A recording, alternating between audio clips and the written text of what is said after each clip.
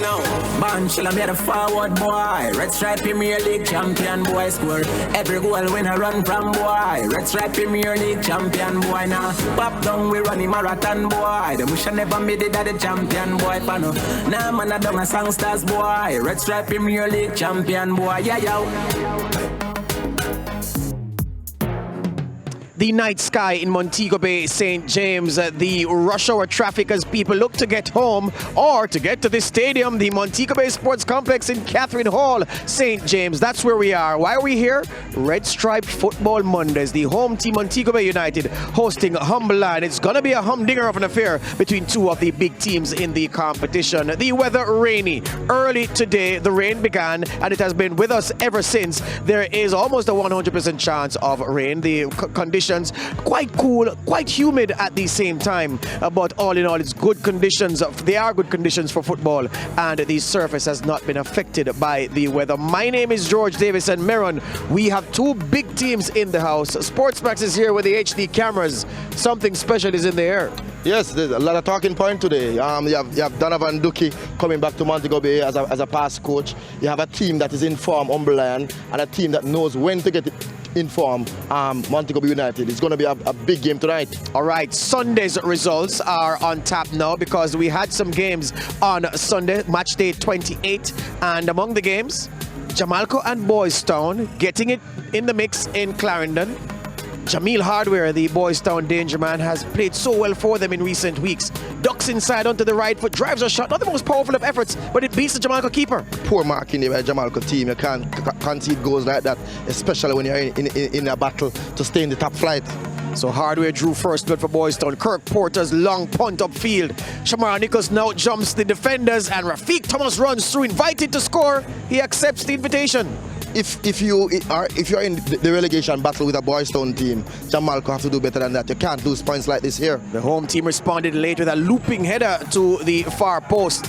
Too little, too late was the story for Jamaica Meron, and they fell 2-1 at home. I can assure that Andrew Price is a happy man going home with that 3 points charge. Absolutely so. The Red Brigade getting the win. All right, we go now to Western St. Andrew. Harbourview in the blue and Waterhouse in the light blue and yellow.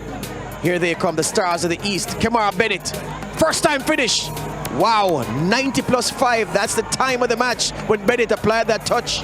Goals normally score that time, George. For some reason, players don't concentrate, but that's a very, very good goal there. And then Waterhouse with the very last kick of the game. Literally the last kick. The goalkeeper, though, equal to the task. And Harbourview leave with a 1-0 win. We next trek to Eastern St. Andrew. UWI in the red. They're the home team hosting Reno. And then here's Kemara Dadadele, their inspirational midfielder. Slides a pass to Patrick Brown. And Brown weighs it, then shoots it hard and low for 1-0 to UE. Very, very good finish there. Hard and low in the far corner. That is always a very, very good finish by any player, George. The UE Pelicans are flying high, and the referee at this point has seen enough. And UWI chalk up yet another win, 1-0 with the all-female officiating cast. Then we went to the Constant Springfield for Marvelly in the full red against Tivoli Gardens. And the cross comes in. Watch what happens here. Julian McGregor, the last Tivoli man to get it, and just as he's about to shoot, brought down, inviting Teddy Johnson from the penalty spot, Maron. I really, really like this young player, McGregor. This is the second penalty in about 3 weeks that I've seen he gotten for his team.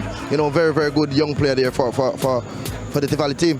Fletcher now sends it forward. Scott versus Price. Scott bounces Price off the ball and beats the goalkeeper in the 46th minute. Just after the resumption, Nicholas Scott runs through, breaches the Tivoli defense. 1-1. This is the fear I have for the Tivoli team, though. They concede too many soft goals.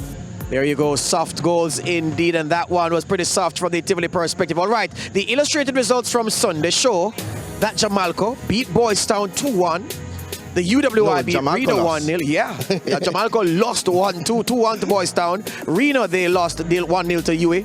Harbourview beat Waterhouse 1-0. And of course, Marvelly Union and Tivoli Gardens 1-1. The Monday night game between Mobay United and Humble Lion. The coaches from the Marvelly Union and Tivoli Gardens game, they spoke to Lance Whitaker. Well, as I said, the top teams, we always are with the top teams. So it's the team at the bottom at the table we have to try and get maximum points. But try we buck out for the last game against Jamaica, but definitely it's a one-way street now. We have to get some 3 points from the bottom of the table team. Not the results we actually played for. It wasn't a bad game overall.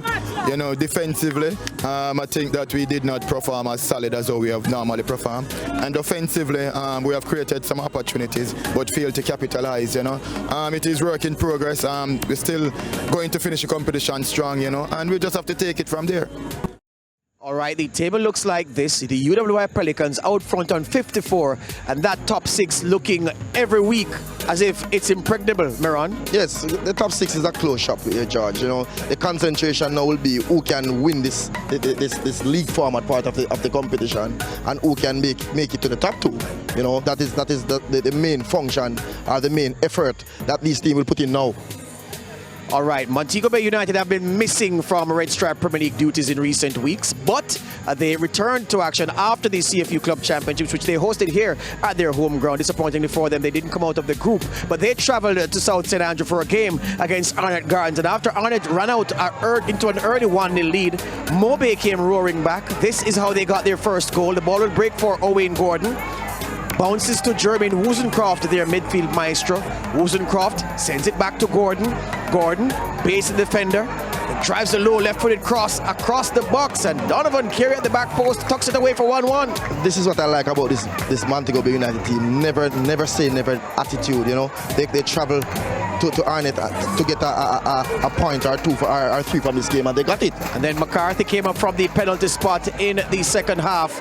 That's the go-ahead goal. 3 goals in it, and Mobay with the majority of them 2-1 over Arnett Gardens. All right, Mobay United and Humberland.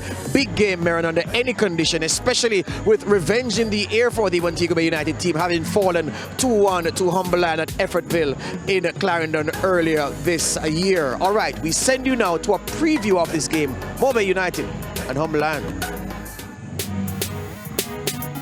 The defending champions Montego Bay United are now back in the thick of things in the Red Stripe Premier League, but in their path tonight, a team which has outgunned them more times than they would like to admit.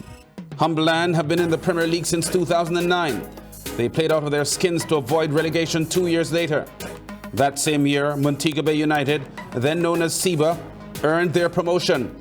And since then, a rivalry has brewed which would make the most ardent Montego Bay United fan wary of this clash. That's because Mobay have only got the better of Humberland 4 times in 18 matches.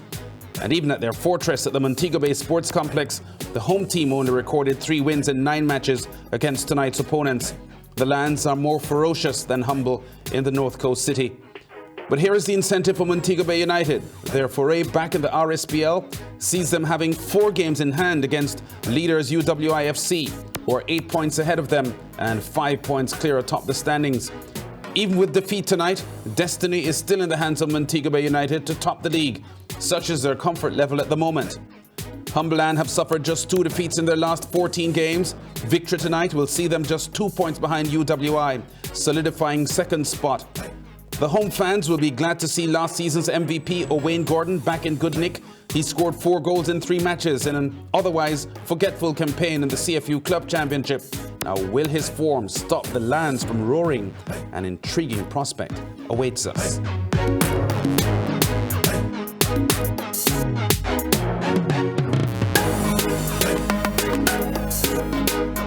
All right, Miron, so this could easily be the championship game in a few weeks from now. Mobay United, Humberland, what do you think will happen? It's going to be a ding-dong battle tonight, especially in the midfield area where, you have a lot of quality players, So I think the team tonight that shut down that midfield should win this game tonight, because both teams have quality strikers, so they have to cut off that supply in order to win this game tonight. There you go. Mobay United and Humberland. We're just getting warm, ready for the big kickoff. Much more after the break.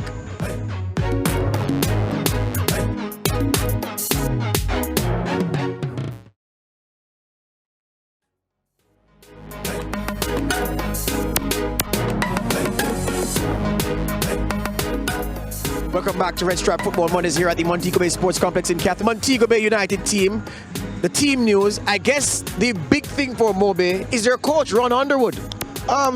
Mobile United, they're used to this. Every year they do this, you know. I think they have a good structure. So whoever they bring in at the end of a season, they will do well, you know. And the thing about this Mobile team, they know when to peak. Owen Gordon had been missing for so much of the season. He returns to the HD cameras tonight. What are you expecting of him? Well, quality player. You know, I'm hoping some fireworks from him. Speed, you know, skill, and he's also a goal scorer. All right, let's hear from Coach Underwood, Mobile United's conditioner. Coach, you've been here for a little under a month. What have you learned about your players? Oh, the players are hardworking. The players are enthusiastic. The players are wanting to learn and get better. What have you been telling your team this week as they face a humble Lion unit? Like I tell them every week, come out and play our best, and that's all we can do. What have you learned specifically about Humble Lion? Because you haven't had the best track record, or the club hasn't had the best track record against them. What have you learned about them? Well, I'm going to give them respect. I've had a chance to scout them and watch them 3 or 4 games now, and they're one of the better organized teams in the league, and they seem like they want to play football, and they really try to play attractive football. So that'll be exciting to be against a team like that. Have a lot of youngsters on your bench, fast players as well. Are you planning to use them even as just impact players coming off the bench? Well, any player that's here belongs. As I just spoke to the guys in the locker room, they need to believe they belong. If they know they belong, they'll have the impact that I know they can have. Home support is crucial, I'd imagine, for you. Always, and everywhere you go, yeah. All the best, man. Thank you. Rod Underwood, the formation that the Montego Bay United team will play. Gordon is the man up front wearing number 13, and the 4-2-3-1. That's the formation that the Montego Bay United team will play this evening, Baron. That's an attacking formation, isn't it? Yes, I think you want to allow those attacking players, especially players up front, not to do much defensive work. So he's playing with 2 holding midfielders. Right, Donovan Carey also up in the mix supporting Owen Gordon. So that's it for the Montego Bay United 4-2-3-1. All right, players to watch for the Montego Bay United team now. Donovan Carey, one of the goal scorers against Arnett Gardens the last time Montego Bay United were in action, Meron. Progressive player, Meron. Donovan Carey, a progressive player who complements the Montego Bay United way of playing, which is aggressive and, of course, with a lot of pace. Yes, he's very aggressive, very pacey, and also a good provider. You know, and if he, just like the last game, you see, he can tap a ball in the goal. There you go. So that's Donovan Carey, a man to watch for the Mobay United team. Dangerous player. A name that Mobay United has in their ranks, a player rather that they have in their ranks, a name that is known by the entire country is Owen Turtle Gordon, Meron. Yes, also a Gordon. You know, for he's a Gordon, he's always good. But he's a very, very good player, you know, speedy player, as I said earlier, and he's also a top goal scorer, especially in our league. All right, one of the best wingers in the league in recent times, Owen Turtleman Gordon. His box office at his best. He's absolutely electric, Owen Gordon. Let's hope that he's unsung this evening. All right, Humble Lion is where we go now, Meron, and they've been progressing very nicely. Donovan Ducky has a very good unit playing for him right now. Yes, and he have a lot to prove, because he had led this Montego Bay United team to almost a title, and he left just before they finish, and now he's back now with Lion, and he want to prove that he's one of the top coaches in the country. All right, the studious, the scholastic Donovan Ducky spoke with us earlier today. Coach Ducky, Mobay United, they've gotten the better of Humble Lions only 4 times in their last 18 matches in the RSPL. What's down to that, you feel? Well, I think I cannot speak about far history, but I can tell you about recent history. I can tell you that since I've been there, this is my 3rd season, they have never beaten us. And since this season, we have won 2 times. So out of 9 points, we have 6 points on the board. But what I can also tell you is that it's not going to be very easy for us to beat them tonight. It's not going to be like the past. History has nothing to do with tonight, and it's going to be different. What have you been telling your team this week as they prepare for Mobay United, though? Well, we've been doing the same thing over and over. It's in the competitive season. And if you understand the periodization chart, you know that a lot of things varies. And now it's about 5 games left in the last round. We do more short training, small volume, high intensity. We've been doing some finishing all week. We did not get a full week to prepare because this is like our 5th game in 2.5 weeks. So our main focus was more on recovery, things that we ate, more high loads of carbs, potassium-based stuff.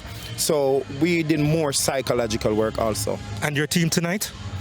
Well, we're up for the game. We'll be playing a similar style to Montego Bay United. It's going to be a tough one for both teams. I think once both teams turn out to play, it's going to be evenly balanced. I think the psychological aspect is key. There's no winning or losing for us tonight. Even if we don't get the 3 points, there will be a lot that we will win in terms of playing in this venue. It's a great opportunity for us because most of the games now will become psychological. All the best, Coach. Thank you very much, Donald. That's Donovan Duke, the Humberland coach. When we talk about formation, we're not talking about Beyonce's hit single. We're talking about the formation that Humberland will lose. Levon Williams is up in that attack along with Gary McIntosh and Francois Swaby. A lot of speed there, George, a lot of goals there. And you know, if you realize Duki is going also with 2 defensive mid, so you want to allow his attacking players to do a lot of offensive work and defensive work. Yeah, Ricardo Dennis is box office. Rohan Richards is on the bench. But forget who's on the bench. This man is in the starting lineup. Big Francois Swaby. Francois Swaby, very skillful, very good head of the ball, very strong, and he's also a very deceptive player. You know, he does not look like he's doing much, but he's pop up at any point and score a goal. All right, off the bench, the Humberland team, something they didn't have last year. They have quality on the bench. Warren Wolf is on the bench, and so too is this man, Rohan Richards, who lit up the league for Jamaica in the early weeks. Young Rohan Richards is a bright player. His future is very bright. As long as he keep his head, keep working hard, he's going to be a very, very good player for the future. Was missing for several days, Rohan Richards, after being hit by a stone during a Humberland game, and that's the reason for the injury that caused him to miss a couple of games. All right, we're building up to this game. Montego Bay United versus Humberland. Big game, Red Stripe Football Mondays. We're taking a break. Coming right back with more.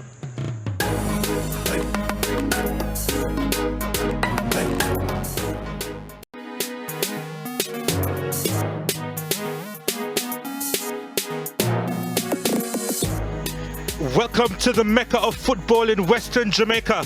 The Montego Bay Sports Complex on the outskirts of the second city hosts a cracker tonight. On one side, the home team, champions of last season, Montego Bay United, against a team which has become our most formidable opponent, if not a humble one. 24 degrees Celsius the temperature, an 80% chance of precipitation tonight, humidity 87%. There's a slight breeze here as well. Now, ever since the pride of Montego Bay first arrived in the first flight in 2009, they have had Humberland as a nemesis. 4 wins in 18 matches is a telling story. And even at home, their record of 3 wins in 9 matches against a team from Effortville is by their own lofty standards mediocre. Tonight, though, destiny is still in their own hands. Even with defeat, they have 4 matches in hand and they're just 8 points behind the leaders, UE. Wherever you're watching from all across the world, welcome to Monday Night Football in the RSPL. My name is Donald Oliver. With me is Maron Gordon. I'd like to know your initial thoughts, Maron, on this match of tonight. I have a lot of perspective about this game tonight, Donald. You know, you have Donovan Duke coming back to Montego Bay United. He's a former coach of the Montego Bay United team. You know, you have a lot to prove here. Also, we have a team in form, Humberland, and we have a team, Montego Bay United, who knows when to peak, who always peak at the right time. So I'm looking for a big, big game tonight. Well, speaking of peaking, Montego Bay United, they have a few games in hand, and with destiny in their own hands, they can still top the league.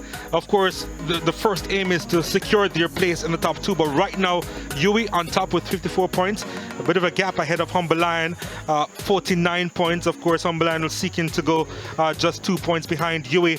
Montego Bay United, they are in 4th spot at the moment, and victory tonight could see them jump to 3rd place, and you see how many matches they have in hand. So Montego Bay United sitting pretty comfortably, Maron. Yes, and also to go to Arnett Garden and come from a 1 goal deficit and win 2-1 is also that show you the character of this team, and it also shows you that this team knows when to perform, and they always get it right for the past few years. Well, they haven't quite been sitting on their laurels, Montego Bay United. They have been taking part in the CFU Club Championship. It wasn't the best outing for them because they were eliminated. What do you think they probably learned from that, and do you think that they could be a little bit tired? Yes, a little bit tired, yes, but this team is a well-coached team. The program is put in place in a way that anybody can come here and do well. Yeah, you know, even coaching staff, they can change it at any point and they still do well. And they have a new coach in Rod Underwood who has been with the outfit for a little less under a month. Jacquemina Barrett in goal, Richard Drake, McBain, Curlew, Gordon Sibley, Kerry Ambersley, the captain, and Weatherly and McCarthy complete that starting 11. And you're going to see the formation in just a little while. It's nothing too strange. You see a 4-5-1 formation. Owen Gordon is back, the man with the 13 in his back. Owen Gordon, you know, he's a Gordon also, Donald. All Gordons are good. I'm sure. But anyhow, you realize that the Montego Bay United team have two all-in midfielders, so they want to allow the attacking players to express themselves and not do too much defensive work tonight. So you know it's going to be a showdown tonight in Catherine Hall. You get the impression that that's a team that's pretty comfortable with where they are in the standings, so they're probably holding back a little bit in terms of defensively. Anyway, Kadeem Davis is in goal for Humble Lion. In front of him, Kevon Isaacs, Levon Williams, Ricardo Campbell, Kevin Reed, Dwayne Holmes, Andrew Vanzi, Ricardo Dennis, Francois Swaby, Gary McIntosh, and Gregory Lewis. That's the starting lineup for Humble Lion. The coach Donovan Ducky. This is how they line up, Maron. Similar to the Montego United team, but the thing about tonight's game, Donald, is that both teams seem as if they are going for it, you know, and that is what Monday Night Football is all about. So, but the team tonight that can nullify the midfield and cut down the supplies to these very, very talented forwards will win the game tonight. The moon is out in all its glory this evening.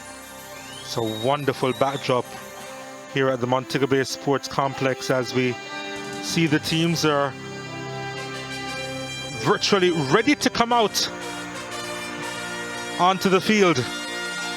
You hear the music starting up and you'll see the teams making their way out, led by the referees. And, not a big crowd inside as yet. We had a little bit of rain earlier today, so probably that is the reason why the crowds are away right now. Not sure if more will be coming in as the match progresses, but Montego Bay, the second city in Jamaica, do love their football, so it's a little bit surprising that it's not full right now, but who knows, it probably gets a little bit bigger as the match continues. And some of our viewers just prefer to just stay home in the comfort of their city and watch this game on Sportmax. That's also quite possible, actually.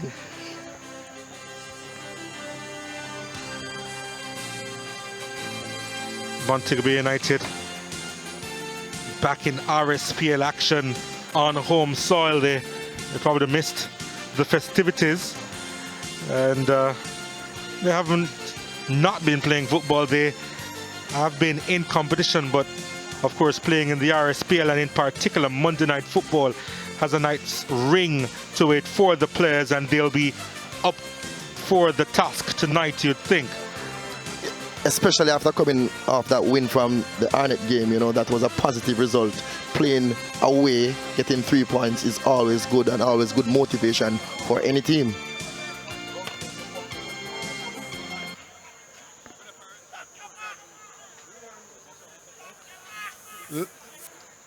Ladies and gentlemen, let's stand for the playing of the national anthem.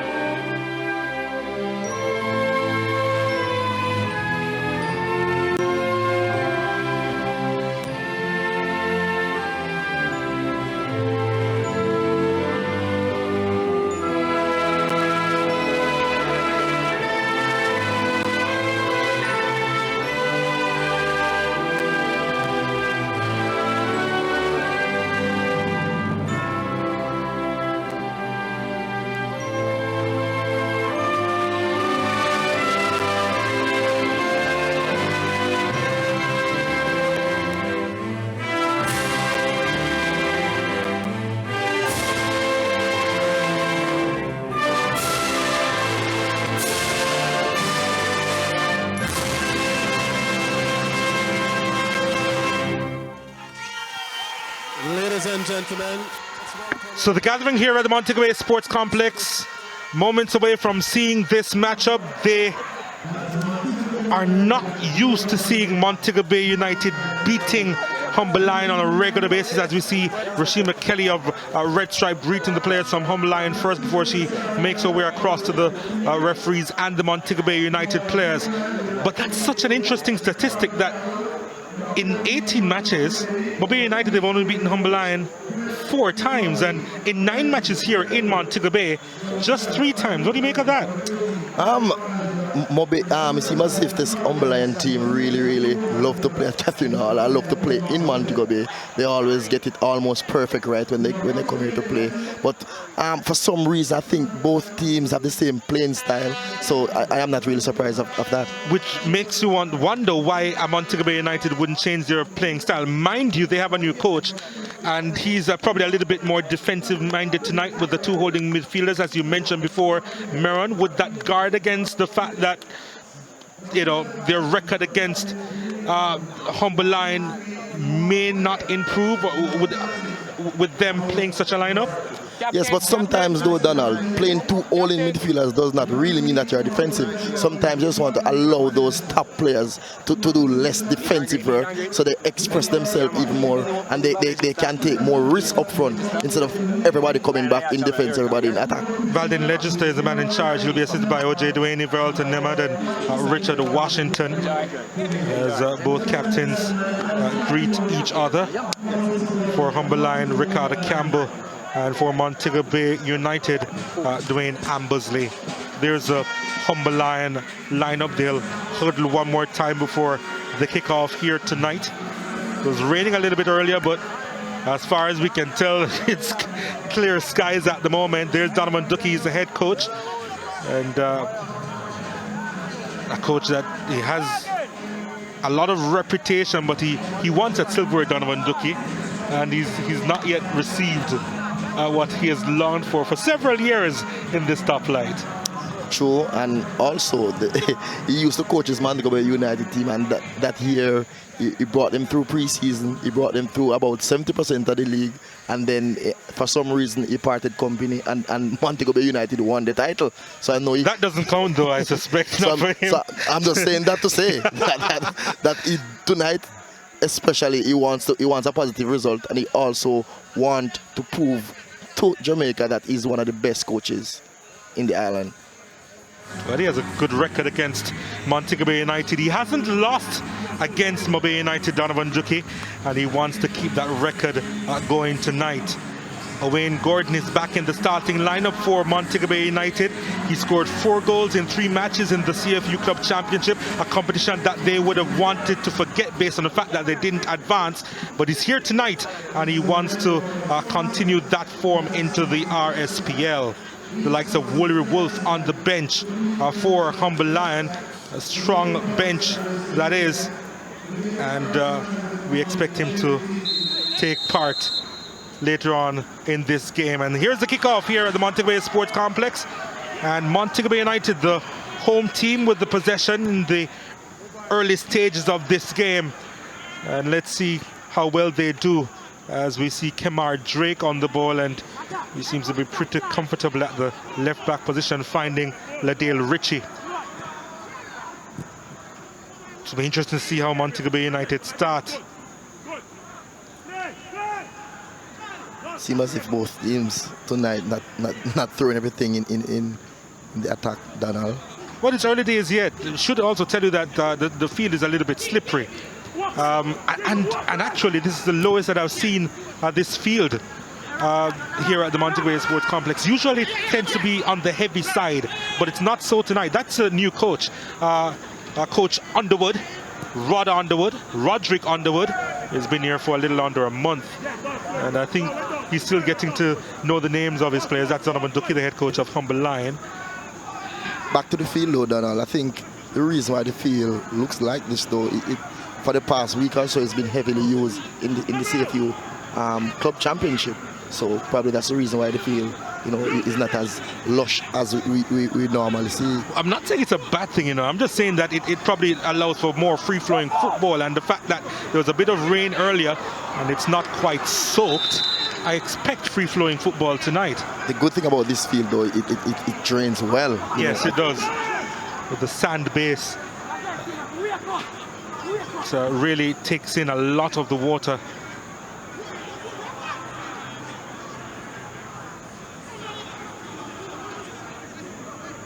But it's a pedestrian start at the moment. There's Humberline deep in their own half, get the free kick.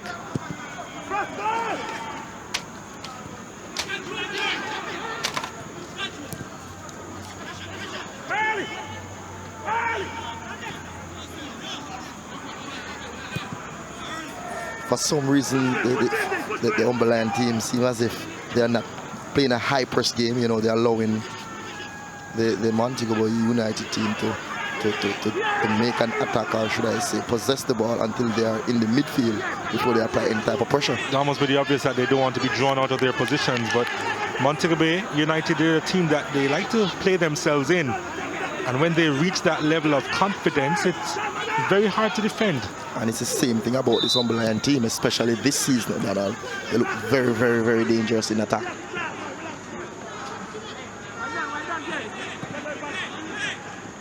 Last time both these teams met, Humberline got away with a 2-1 win. That was the result in the previous game, Humberline getting the better of Montego Bay United by 2-1. Of course, Humberline they have a pretty good run of form. They've only lost twice in their last 40 matches in the Red Stripe Premier League. So, you know, confidence is on their side against this team and in the league overall. Yes, Donald, this Humberline, this Montego Bay United team also, as I said earlier, they knows when to win, they knows how to perform, they know how to time themselves into a championship team. You know, they know when to peak, and I'm telling you, these two teams are going to be very, very dangerous at the end of the season. You pick them as possibly the teams you expect to see in the final, Maron. These two teams, yes, definitely. You know, the Humberline team missed the finals 2 years in a row. You know, I think they have grown, I think they have matured, and with Donovan Ducky decided that he's going to spend a season with them this year. You know, I think that was the difference the last time around. They got a new coach in the middle of the season, and it just didn't materialize for them. Well, if this is a team that will, if these two teams are the ones who will meet in the final, let's hope they put on a great advert tonight for the league. At the moment, it's pretty slow going. I still believe, though, UWI will win the league format. But for next year, though, I think the UWI team will be very, very dangerous. The reason why I don't pick the UWI team to win this year, the champion of champion part of this RSPL, is that I think the UWI team lacks some amount of experience, but with them doing so well last year and this year, I think by next year they will be a force to reckon with. There's something about knockout football that you really need a little bit of experience in order to get out of it, right, and to come out on top. Yes, you have to be very, very consistent and do it over and over to prove them right.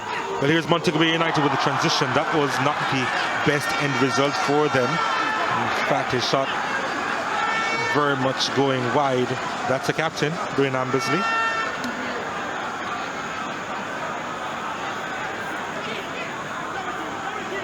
Did say the field was a little bit slippery.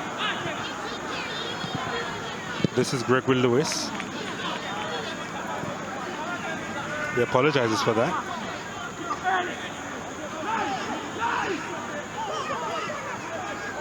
Drake with the throw. He always aims long, Drake. Here he's on the ball. Almost so short was Gordon, but he did well to recover. Looking for the return ball. Doesn't get it.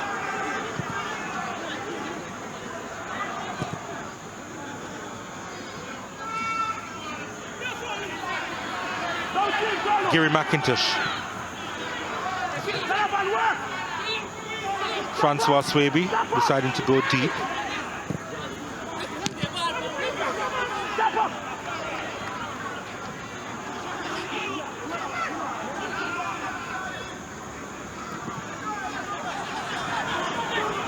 Ricardo Dennis. Dennis trying to run into some space here. And a free kick handball there for Humberline because of that handball. Yes, in a dangerous position.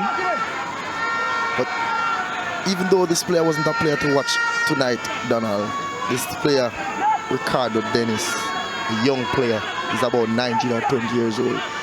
He's very, very deceptive, and he can pick a pass out of nothing. And he also dribbles well, and he's also a goal scorer. So Montego Bay United need to shut him down tonight, or they will be in serious problem. And he's also very, very good from dead ball situations. And he's the one who spotted this for Humberline, young Ricardo Dennis. He has 3 goals to his name so far this season, Dennis. And with the right boot, he can't help but think that this could be really dangerous for Jacobina Barrett in goal. Dennis decides to go for goal! It crosses the line! Barrett couldn't keep it out! He went to his left, it came off the post. It came off him last, and it crossed the line. Barrett can't believe it. He doesn't think it crossed the line. But Dennis, well, it may not even go beside his name, that goal, because I think it last came off Barrett. It doesn't matter though, because the Lions are ahead by a goal to nil.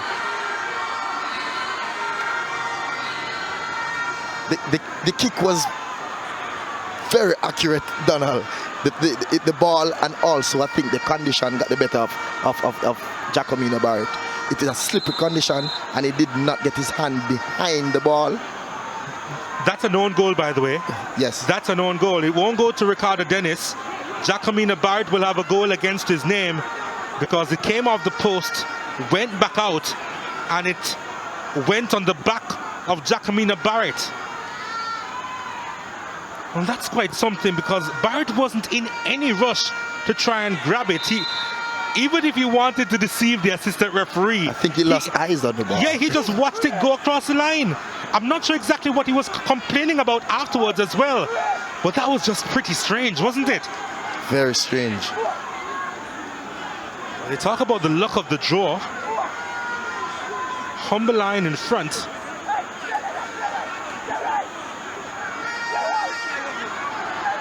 But everything about that goal was created by one Ricardo Dennis, though, Donald. Yeah. Well, here is Montego Bay United with a free kick of their own.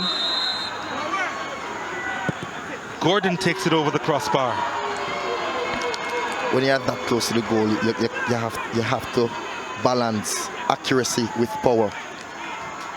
If you try to go too hard without the accuracy, you'll end up like that. On the line, we have pressure 100%. Hey, ugly.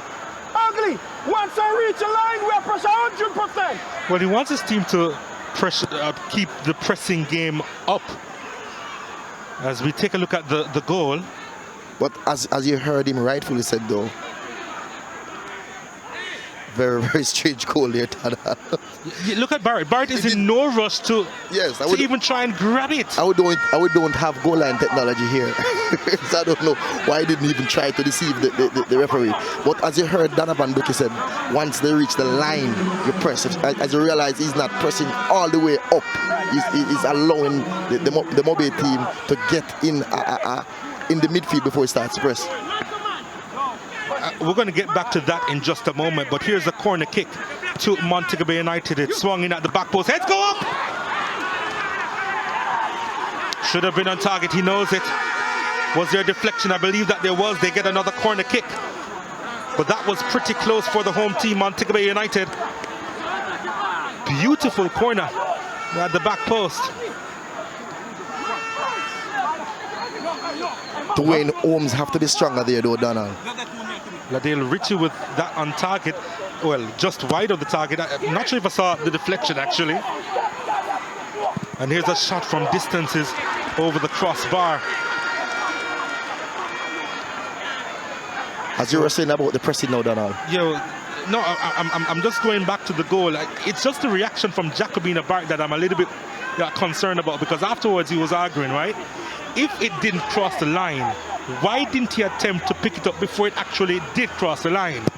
if in his own mind he believed that it didn't cross the line. I'm wondering if he's upset with the wall, because that must be it. Because Dennis kicked the ball around the wall, so probably the player that he put to protect the post did not protect the post in the way that he had to. Yeah, that must be it. I'm not sure if there's a lot of controversy to it at all, actually. Here's Humberline trying to press forward. A shot coming in from distance. That was going wide, but Bard seems a little bit nervous as he scampered to his right, wanting to hold that one in. Andrew Vanzu with that effort from distance. But nervous start here for Montego Bay United. After letting a goal like that, Donald, I'm very, very sure this Humberline team will kick balls from everywhere at Jacomina tonight. Well, he's wondering how his team has begun that way, the new coach. Coach Roderick, Underwood. That effort was from Vanzi was going wide, and Bart was there scampering off to his right. Didn't need to.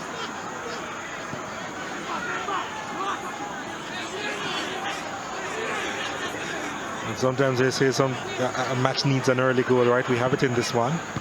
And it's the away team which has it. Let's see how Montego Bay United will respond.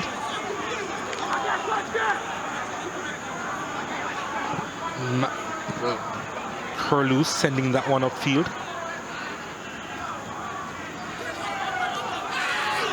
Here's on the line. Dennis trying to find Gary McIntosh.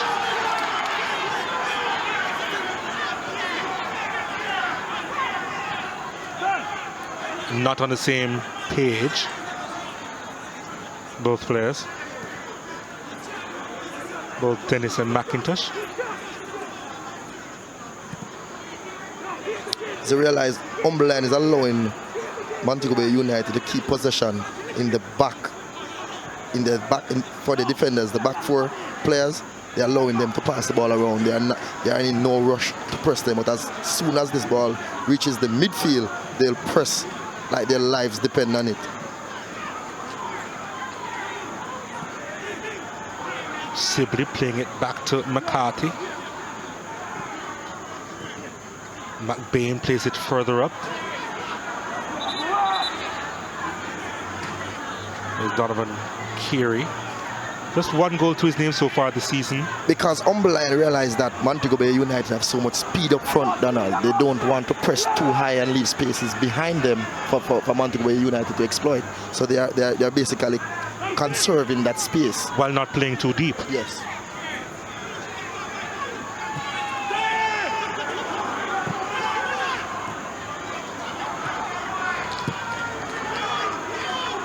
Here is Drake on the ball. Gordon, Weatherly, back to Drake. They're trying to make some space, and you can see that Humberline trying to be disciplined with the exception of that little bit of clearance. I think he was trying to head it back to his keeper, Kadeem Davis, but you really couldn't tell. Yes, but miscued. But when you give up silly corners like this against a quality Montego Bay United team, Donald, it can spell trouble for you. It's Donovan Carey over on that far side who's going to take it for Montego Bay United. 5 players inside the box, at the back post, heads go up again, and there's a whistle on the play. There was some shoving inside the box as the free kick goes in favor of Humberline. FIFA referee Legister was right. He's spot on. He was very close to the play there.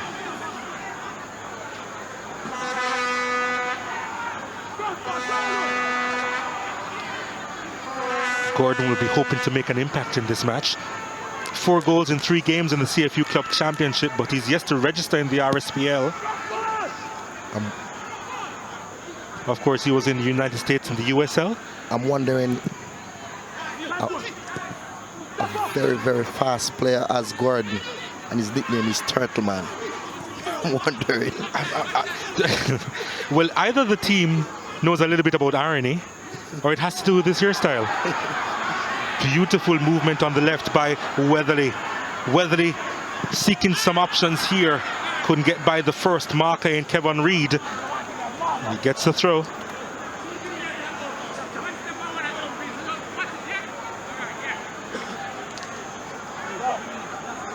It's a corner.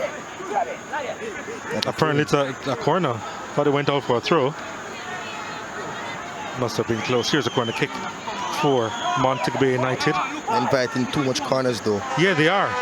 And Carey sends this one inside. It's dangerous! In the 6-yard box. Still an opportunity for Montego Bay to take the shot. That was weak.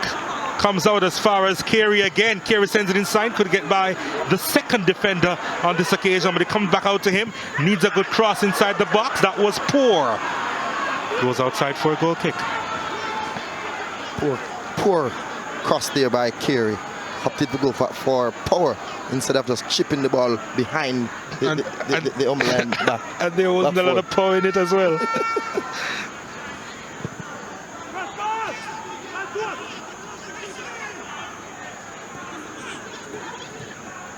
Against the norm for Donovan Carey, he has provided a few good crosses, especially from the corner. He's only human. Yeah, I suppose.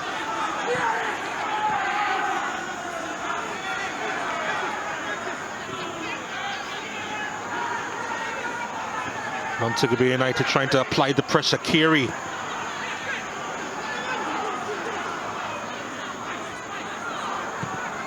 Ricardo Dennis playing deep and doing well. Trying to get Humberline out of trouble and out of their own half. He's done well so far. His shot came off the goalkeeper Jacomina Barrett last. It's an own goal. And with that effort, Humberline with a 1-0 lead as we head towards the 20-minute mark, and they've been defending well, Humberline.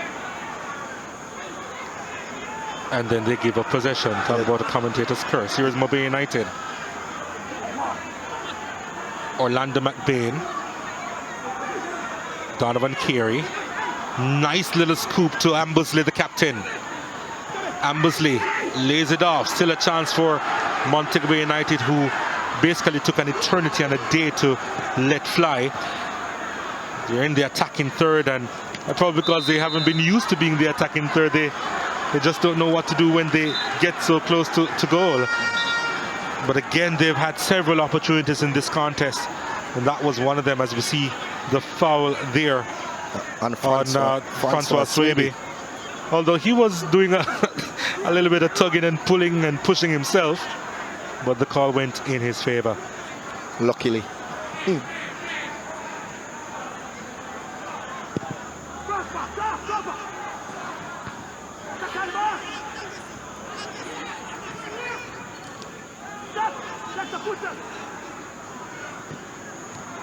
Not the most attractive game, but you can see the tactics being played out by both teams, and there's a little bit of intrigue in it, but you just want a little bit more football being played as Montego Bay United try to transition. Oh, what a turn. Beautiful stuff there by Dwayne Ambersley. Continuing his run. Here's Ambersley picking it up again, but then he just runs into some traffic and loses it. Now the chip upfield. Can he keep it in play? No, he can't. Gary McIntosh. He applauds the effort though. The transition from defense to offense with the Humberline team has been weak though. They're working hard, they're winning back the balls, but in terms of possessing the ball, they're lacking there. You know, they need to concentrate and be a bit more patient in attack. After 20 minutes, Humberline leading Montego Bay United by 1-0 in this RSPL Monday Night Football game at the Montego Bay Sports Complex. Here is Humberline. Oh, they tried to get that ball through. Didn't work on that occasion. Interception by the Mobay United defense. There's another interception, and it will go the other way as McBain was robbed.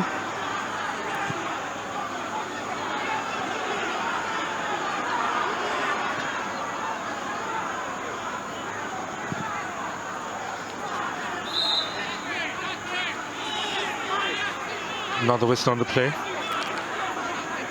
McIntosh got the call and still complaining to the referee. I saw Teddy doing that yesterday, Donald. Got a penalty and complained until he got a yellow card. He's miserable on most days, isn't he, Teddy Johnson? I think he had, what, 13 goals and 14 yellow cards? Yeah, pretty close together. But he is a fantastic player, Jermaine Teddy Johnson. You need to know how he got that nickname as well, Teddy. Anyway, here's Montego Bay United. Gordon, haven't seen a lot of him, finds his left back in Kemar Drake. Now Drake looks for options, he finds back Gordon. Gordon can shoot from distance, decides against it as he was being closed down quickly. But Humble Lion defending stubbornly. Or Montego Bay United now trying to transition, and again the pass from the left-hand side. This time from Ambersley.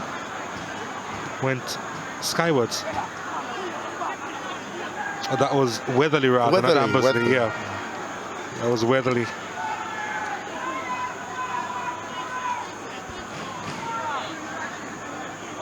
Hey, Chip Chop, compose you, relax, quality.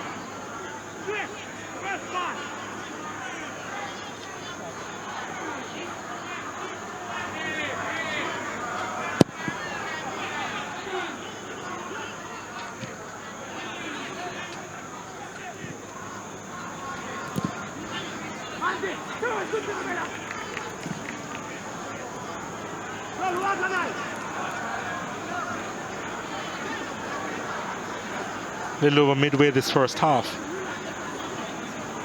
You've seen the patterns in this game. But as I said, not a lot of attacking play. So far, it's a coach's game. Yeah. Tactically, they're getting it right, but it's not that much of in terms of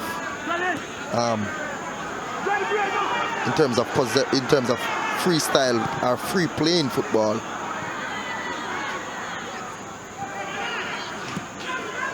Here's the position at the moment. Montego Bay United with 56% of it. I suggest that it's in the middle third of the field. Most of that possession for Montego Bay United. Not a lot of goal mouth activity to talk about. But they've had quite a bit of the possession. They just haven't been able to utilize it much. Possessing the ball mostly in the defensive third of the field, Donald. So far, the Humble Lion tactically is getting this game right.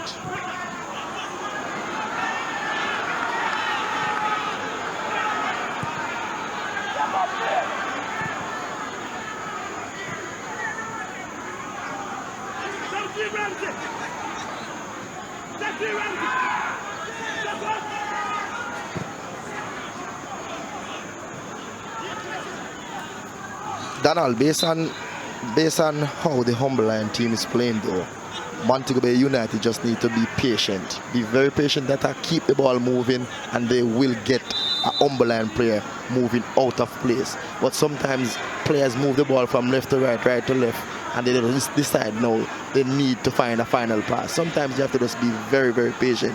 If you watch a team, the Barcelona's play, they will continue to move this ball around until they get that free pass. But the thing about Barcelona playing is that their players actually move into space. You know, you really can't just play or move around arbitrarily. There needs to be some form of pattern and cohesion, and we haven't seen that from Montego Bay United when they're in the attacking third. And Montego Bay United team was always known for that, Donald. But so far they look a bit flat. Yeah, and that's the issue. I think usually you'd see them find the spaces, especially when they are in that final third, but it's just not happening for them tonight.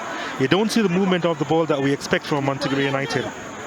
But again, they're playing a team that knows how to beat them. Or, I guess the other way you can look at it is that they're playing a team that they seldom beat. 4 times in 18 matches before this encounter tonight. So there's something about Humble Lion. I'm also wondering too, with them getting an early win out of the CFU Championship after winning the game in Arnett Gardens, I'm wondering if it gave them a false notion that, you know, this league, they can come back and just win at any point. Well, referee says play on. Shot taken, it's blocked. Here's a chance for Montego Bay United. The keeper comes out, Kadeem Davis, and collects. You're living on the edge just now. Humble Lion, as Gordon tried to get in there. The challenge was late, and it was on the edge of the box, or just outside the area. I don't think that was a good advantage played by the referee there. No, no, that wasn't a good advantage at all.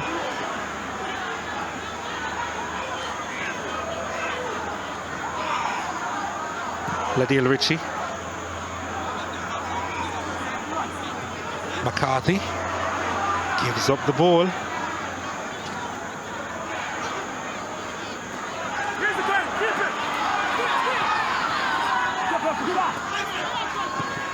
They can mop up at the back now. Donovan Carey running into some trouble.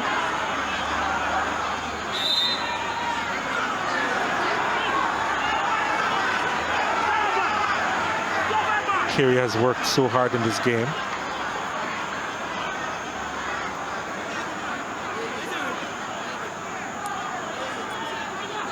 With the way Montego Bay United is playing though, Donald, if Umberland gets their transition right from defense to attack, Montego Bay United will be down by 2 goals very soon.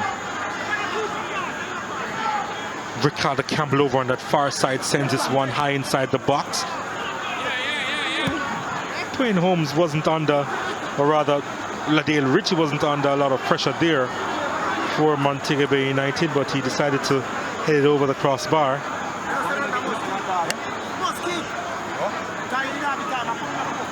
Just saw a shot of the Montego Bay United bench. One of the players in there, of course, is schoolboy Jordan Fletcher. Came on very late in the Arnett Montego Bay game. In the 89th minute, I believe. That's what you call an impact player. Was more of a tactical change. I think it was just to eat up some time. And here's the corner kick. Oh, flew across the 6-yard box. All it needed was a touch. Here's another chance at the back post. He has some space. Heads it across once more. Montego Bay United managed to come away through Gordon. Trying for the return ball, didn't get it. An interception made by Humberline. The crowd upset with the fact that they didn't make use of that advantage.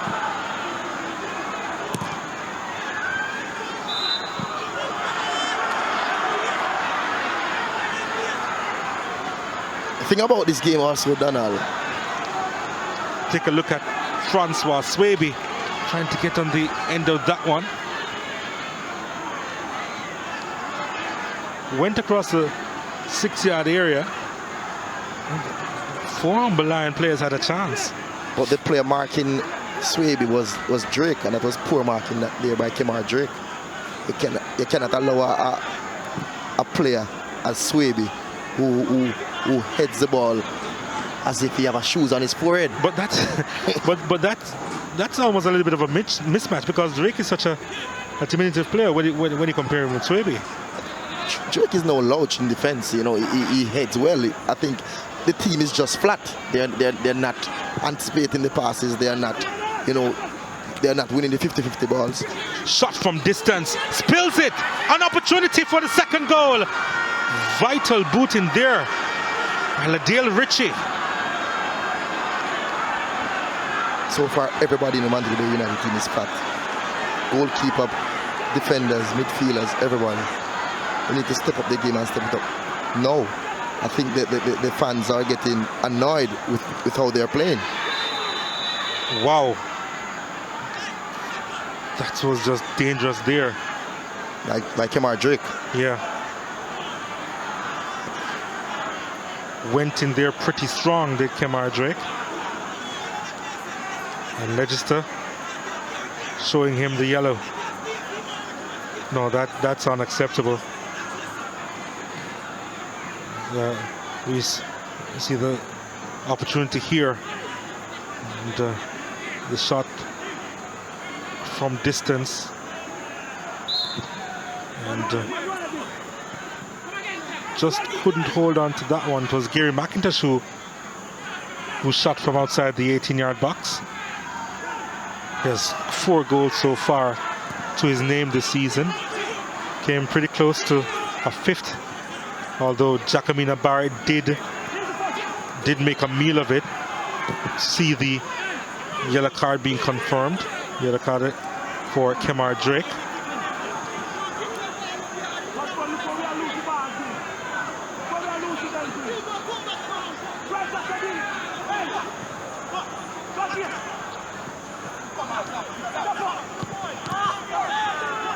Gordon picks it up. What can they do? Finally some space to work with in the attacking third. Can they make use of this? Weatherly inside the box. Still an opportunity here. Chips it inside for Gordon. It was a little bit too high. Still Mabe trying to capitalize. Shot taken straight to the keeper. Gordon wanted it a little bit lower. It was just over his head and probably slightly behind him. Yes, I think it was too high for him. He's not a tall player, and it was going behind him also. So he just tried basically to just pop the ball up in the air for one of his teammates, but it just never happened for him. Here's Humberline.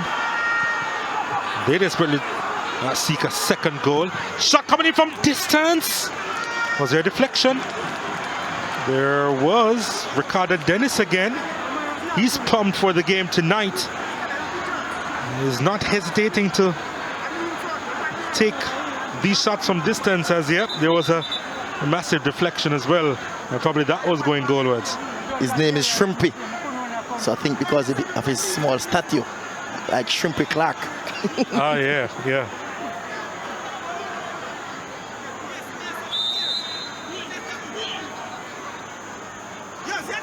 Corner kick to Humberline.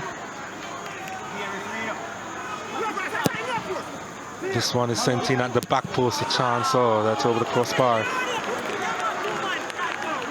Too much underneath that one. It was always going up. Donald, you remember earlier what I said about Ricardo Dennis? If they do not shut him down, the Montego Bay United team will be in trouble. So far, after 33 minutes, Ricardo Dennis seems as if he's the man of the match so far. He's popping up into spaces, he's using the ball well, and he also, should I say, helped Jacomina Barrett to score a goal. He did greatly assist. All right. Dwayne!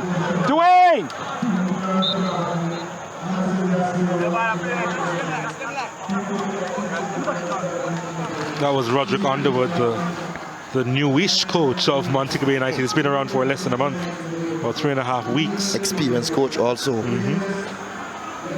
Coaching MLS also at Portland Timbers. I'm not sure exactly what Kemar Drake saw just now, but he just gave the ball away. So far, he's not having a good game. He's also from Clarendon, where Humberline is from, Donald. So I'm wondering, you know, if the pressure is getting the better of him tonight. Usually when players are playing against a community or the place of birth, or if there's some form of rivalry there, they may be under so much pressure to perform. But Donald, with Coach Rodwood coming to our league, you know, basically, should we say it's a step down from the MLS then? You know, he comes here with a lot of experience. I think he has been in this position quite a few times, and I think he have what it takes to motivate his players. And also, he's no stranger to the Caribbean because he had stints in Trinidad and Tobago in the top league.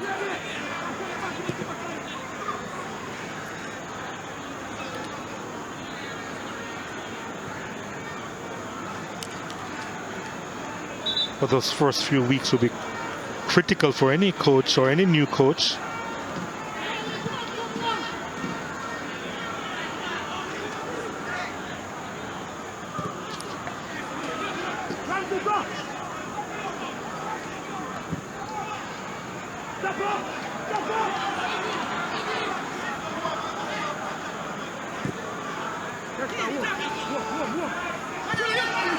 Mix up at the back there between Jacomina Barrett and Richie. Still an opportunity for a Humberline, but finally they managed to get out of their own 18-yard area. That would have probably been a little bit too cruel. Would have been humorous as well. Weatherly now on the right-hand side. Montego Bay United, I sense that they're getting a little bit more space. Sibley. Gordon forced wide.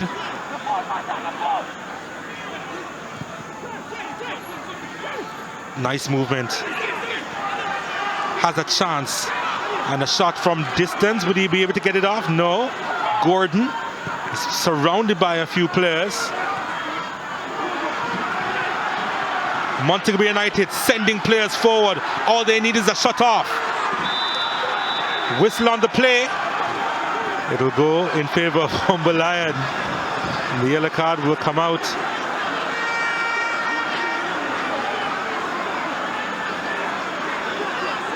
And it is shown to Donovan Carey. Humber Lion is inviting the Montego Bay United team too much in their defensive third, though, Donald. You know, the initial plan seems as if it's breaking down somewhat. They need to push them back some more upfield. You know, what they were doing in the first 10 to 15 minutes of this game was very, very good. I don't think they need to change the plan here. Not sure if that was deliberate from Carey. I think that was completely accidental. It almost looked a little bit innocuous as we confirmed the yellow card shown to Carey. But I'm not sure that was deliberate at all. I thought he was protesting while he was on the ground.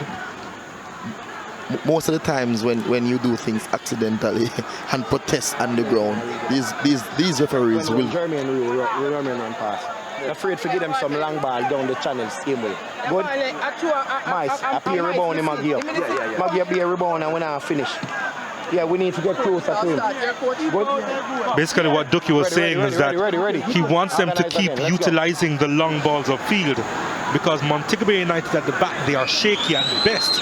And he thinks that they will make the mistakes and they will continue to give up the rebounds. Humber Lion just need to capitalize, as early on Gary McIntosh got the ball from the goalkeeper when he should have probably taken a shot or produced a better pass.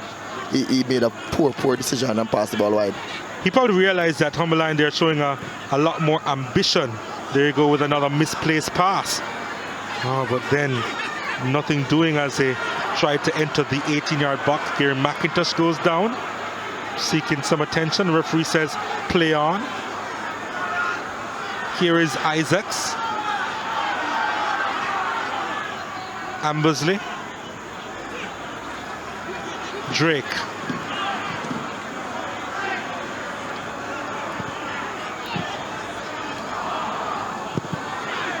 Trying to find Ambersley. Clearance made.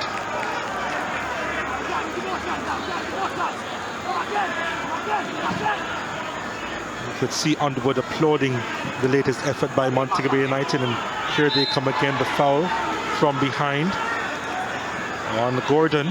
As a coach, I hate see when a defender foul an attacker when his back is turned to the goal. I cannot ever see through that. Doesn't seem necessary, right? Trying to steal it from behind Ricardo Campbell. The player cannot hurt you with his back turned to goal if you apply the right amount of pressure from behind. So just go there and just don't let the player turn around. Kadeem Davis may have some work to do in goal for Humber Lion as Owen Gordon lines this one up.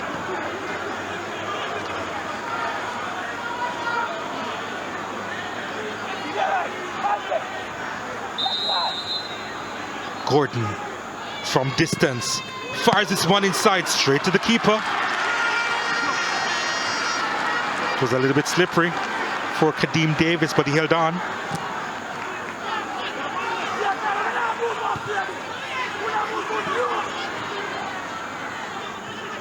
With less than 5 minutes to go in the first half, Humber Lions still lead by a goal to nil over Montego Bay United.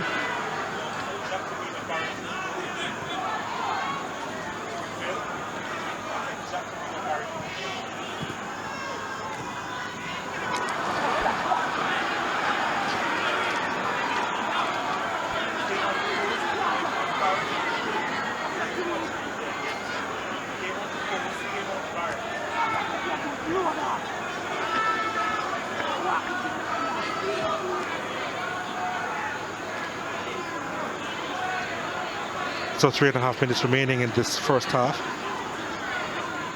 Guess it'll be interesting to know what the halftime discussion will be for Montego Bay United. They have to do something. They said at the start of the game that they're sitting pretty comfortably, aren't they? With the fact that they don't necessarily need to win this game in order for them to come out on top in the league format of the RSPL, because they do have some games in hand, and they're just 8 points behind UWI.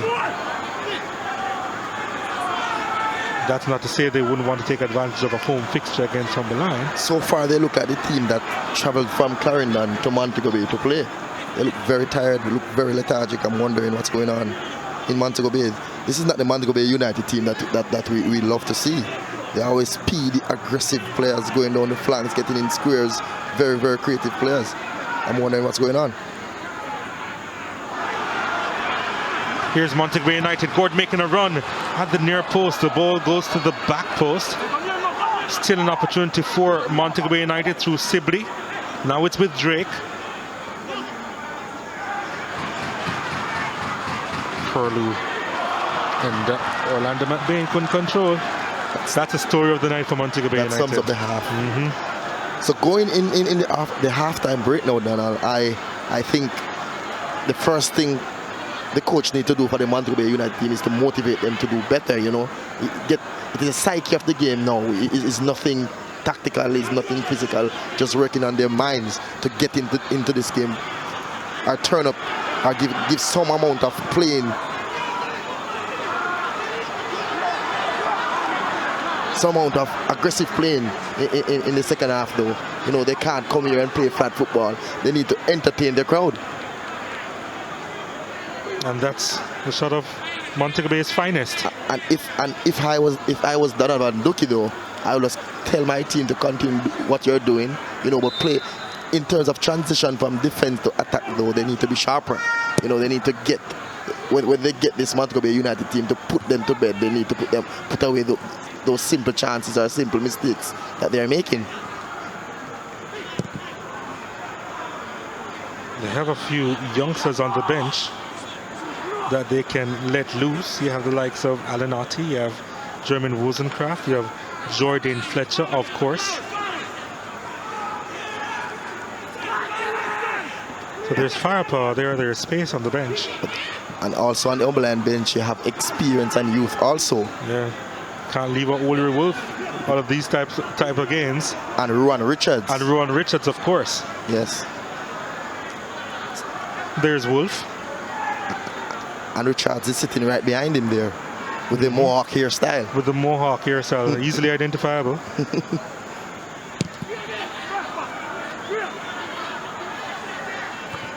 Drake with the header.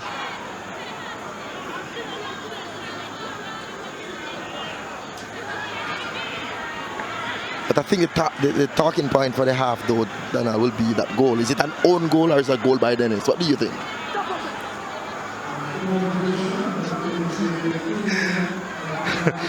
You need to ask my producer. Here's Montego Bay United trying to again go forward.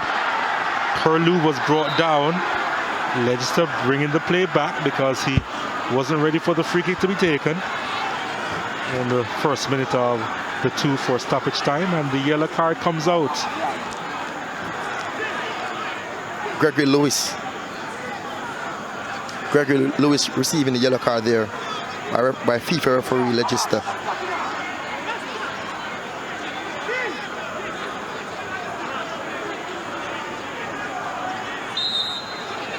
That's Valdin Leicester, the man in charge of today's game, just confirmed that Gregory Lewis got the yellow card as this one is sent high inside the box. And keeper managing to get that one. Also, Davis before it. Also eating up a part of the clock. As well, yes. And that's Lewis, who just got the yellow card. 2 goals to his name so far this season. Gregory Lewis is a player who also plays attacking midfield.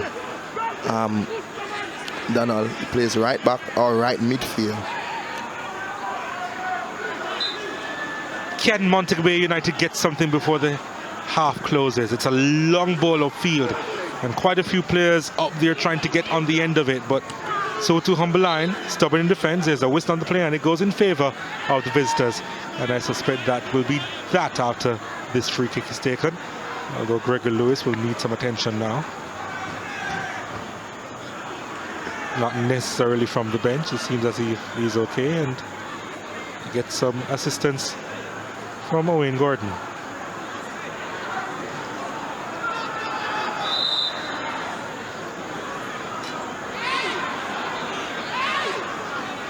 So we're on the cusp of half-time here at the Montego Bay Sports Complex.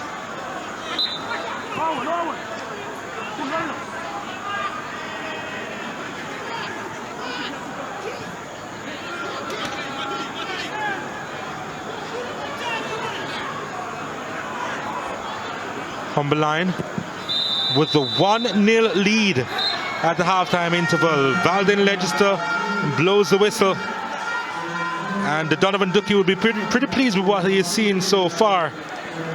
Montego Bay United hasn't beaten him as coach as yet, Donovan Ducky.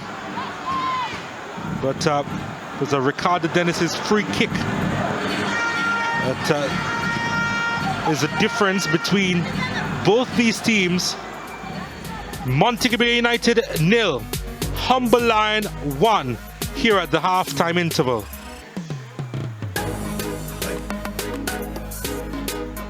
Right, so 1-0 at the half. A scrappy first half, not smooth a football that you would expect. Usually they say that when the footballers, the quality players get a good surface and a good atmosphere, they produce a good football game. This one is struggling to break through, but at the half, Humberland, the visitors, will be the happier of the two teams going ahead, courtesy of Ricardo Dennis free kick, although some will say whether it's an own goal, whether Jacobino Barrett, the goalkeeper for Montego Bay United, helped it over his line. Whatever it is Humberland 1, Montego Bay United 0 from the first half. The second stanza is coming up in a few, and we'll have all the action for you right here from the Montego Bay Sports Complex. This is Sports Max.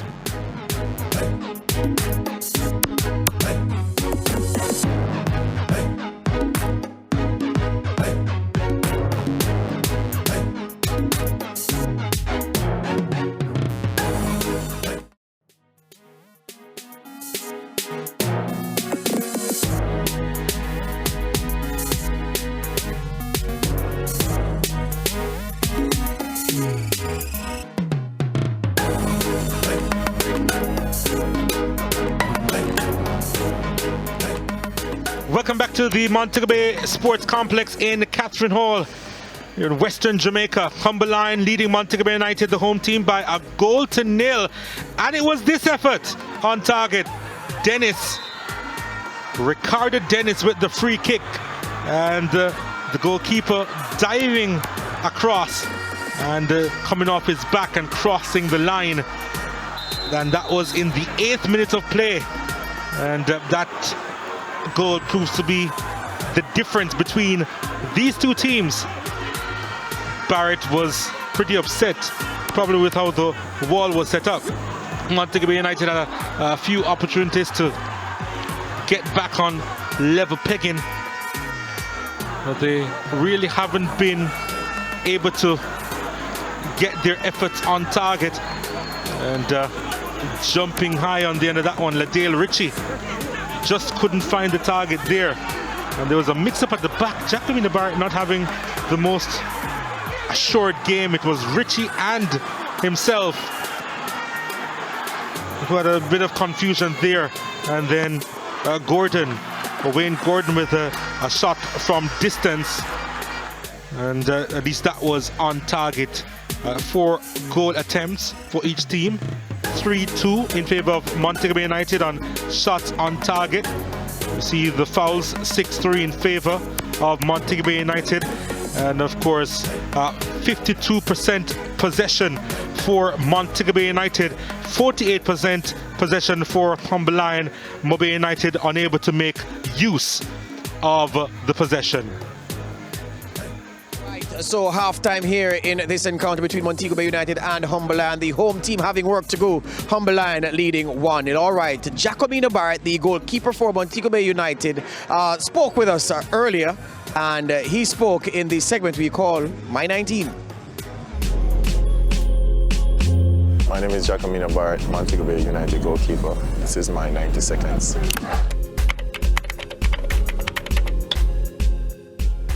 Football in itself is life. I've been playing football for a long time, mostly all my life, from primary school. My inspiration, I just think the love inspired me, you know, the football itself, just the joy that it brings. You know, it just draw me to it. So that's, I think that's what inspired me, the love.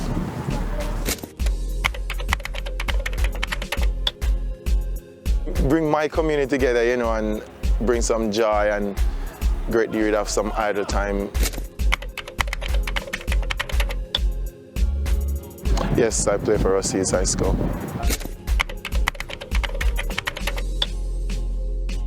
Read at times, you know, cook.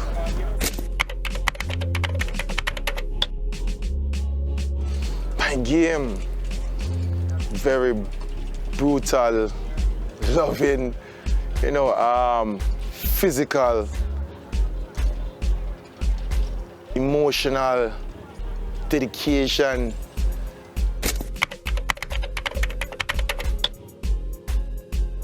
Is to own my own facility, you know, our own team, etc. Yeah. This is Jacomina Barrett, Montego Bay goalkeeper. This is my Red Stripe 90 seconds. Peace out. All right, that was Jacomina Barrett. So I'm here with a special gentleman. His name is Orville Powell. He is the owner of Montego Bay United Football Club. Orville, let's start with the small matter of the CFU Club Championships. Many were expecting you to be triumphant in that group, but grenades from Antigua, they detonated everybody. Yeah, man, it's a little bit disappointing, but such is football. You know, there must be some things that we could learn from that tournament, and I think we did. But for the fans here and for Jamaica by extension, you know, it's a very disappointing for us and the club going forward, yeah. Yeah, so disappointment again where the CFU Club Championship is concerned. You have yet another new face on your bench leading your technical staff. Some will say, well, it's the regular chopping and changing of coaches and that's not good. But others will say, well, at least you have a good product that quality coaches will want to be a part of. What moved you to go for Ron Underwood in this case? I mean, from the start of the season, we could see where we were lagging behind, you know. We were like, you know, a certain gear and wouldn't move, you know. And I think just before the club championship, we decided to make that move because we have to have that good thrust going forward now, coming to these final round and the semi-finals and finals. So I think we're a little bit late, but it is what it is, and we just have to work forward and hope for the bigger prize, which is, you know, the Red Stripe Premier League. You are a serious man about your football, serious about your business dealings. The Montego Bay United project for the 2016-17 season, as you say, it's not been to your liking at all phases, but you have Underwood in now. You have some players back who you didn't have for a particular part of the season last year. Owen Gordon is back. You have some youngsters coming through. What can you tell fans of the team in terms of what the team has the potential to deliver this season?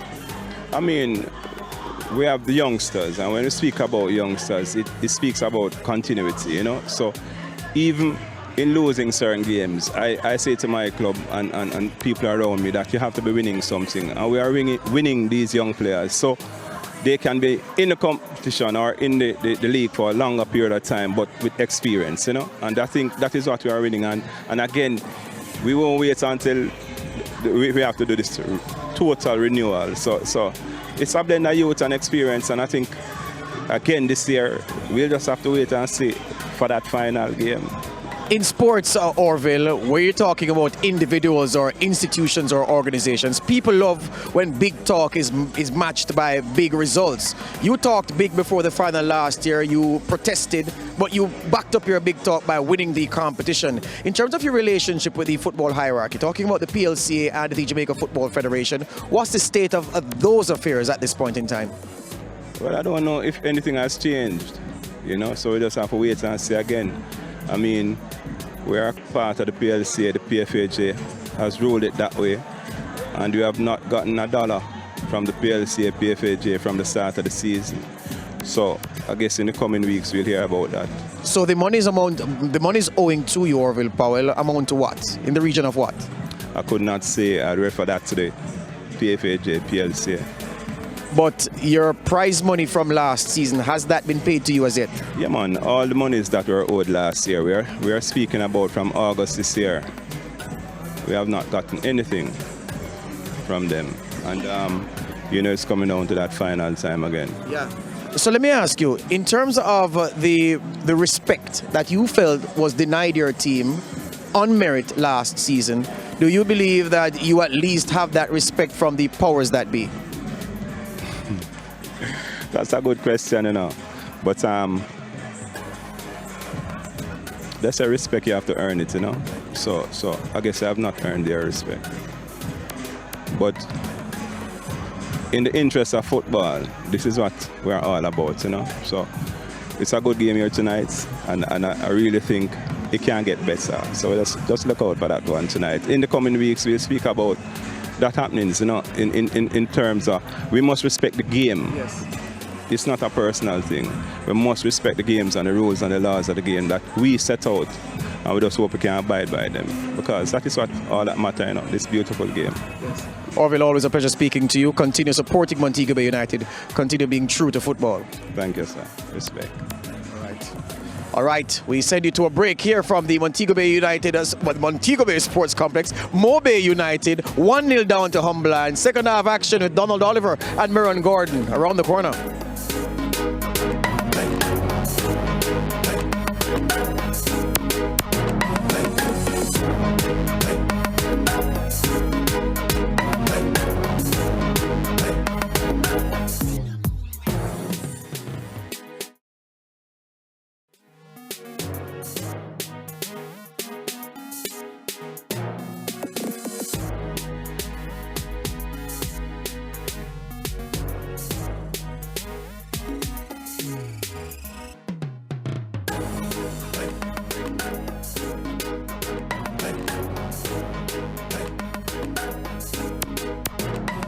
We're live in the second city of Montego Bay, and it's Montego Bay United against Humberline in this Monday night football encounter. Humberline leading Montego Bay United by 1-0 as we head into the second half, just moments away. Miron, your thoughts as to what the coaches may have been telling their players during the interval? Montego Bay United team definitely, you know, as I said earlier, I think it's more mental than even physical. You know, they didn't turn up so far in the first half, so I think it's more motivation than anything else. But on the other hand, the Humberline team now, they need to keep doing what they're doing. But in the latter part of the first half, they were backing up too close to their goal, so they need to not to attract this Montego Bay United team to come at them, you know, because that can spell danger. The Montego Bay United team have a lot of quality players up front, and they can score a goal from any normal or even in the run of play. Do you see Montego Bay United going to their bench? So far, no. I as a coach, I'll probably watch out the first 10-15 minutes of the game first, and then after that we will make a decision from that. But it's not wise to just jump to your bench so early, especially when the team is playing flat. You know, give them some motivation, put them out there, watch them for 10-15 minutes, and then you can make a change after that. Kadeem Davis hasn't had a lot of work to do in goal for Humberline. As we see Montego United making a change, Ramon Sibley is out. Seems as if his Wozencraft is in. German Wozencraft in for Montego Bay United. So you're making a point about them not making changes early, Miron. There's a whist on the play. It goes in favor of Humberline. The Montego Bay players, they don't like the call at all. But if you're making a change, that will be definitely the type of change you want. You need a player that is as influential as Wozencraft is. You know, he can pick a pass to one Gordon or any of the attacking players in the Mobile team. Yeah, so Jermaine Wozencraft is in the starting lineup. Well, he's in the lineup now, replacing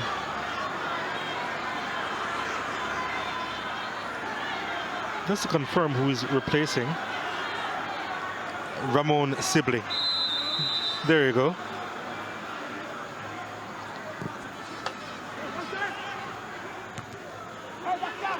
Well, here is Montego Bay United. Taking the long ball of field. A challenge coming in on Wozencroft. Oh, that was Gordon on the far side, in fact.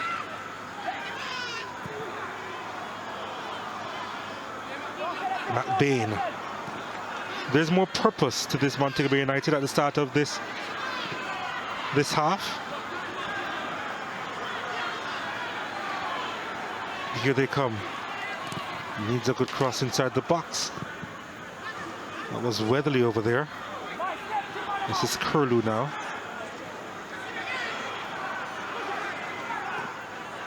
They're moving into space here, trying to create that additional space. Shot taken, charge down. Still an opportunity for Montego Bay United.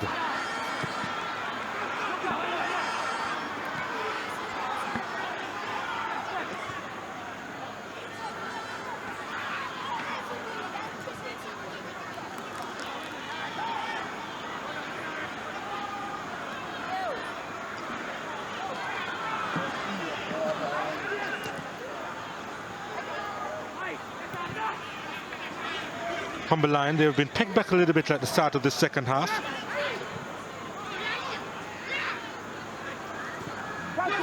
Trying to get that ball inside the box, Francois Swaby.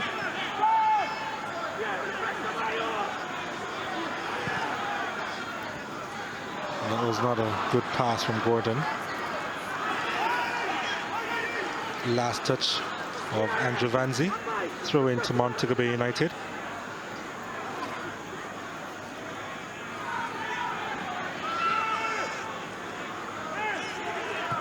Curlew.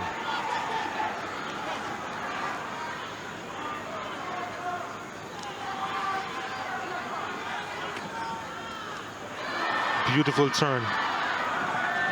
There's a Humberline with the interception, trying to come out of their own defensive third, and they're finding it very difficult to do so as Montego Bay United swarmed them. The free kick goes against Montego Bay United though, and in favor of Francois Swaby. I'm happy though that Montego Bay United team come out now like they want to play some football, Donald. You know, they come out more purposeful in the second half. McBain with the throw. Ambersley trying to turn, but he ran into some trouble. All of a sudden, Montego Bay look threatening when they have the ball. Seems as if something may happen. McBain to Wozencroft. Got a knock to his face, Wozencroft. And a yellow card comes out.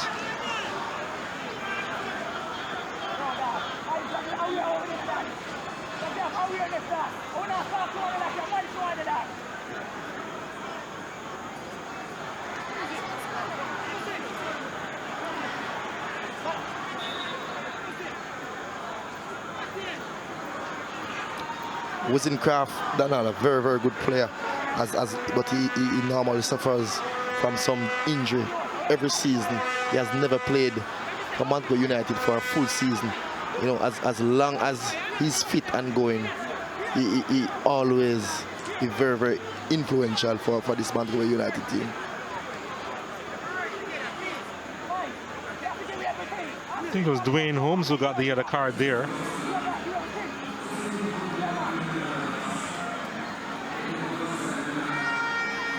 Just to confirm that Holmes getting the yellow card.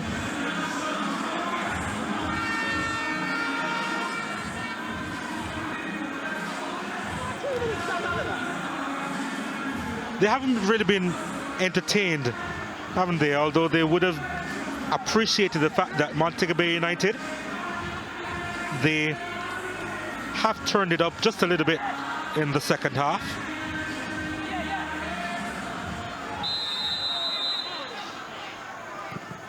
Here's a free kick inside the box.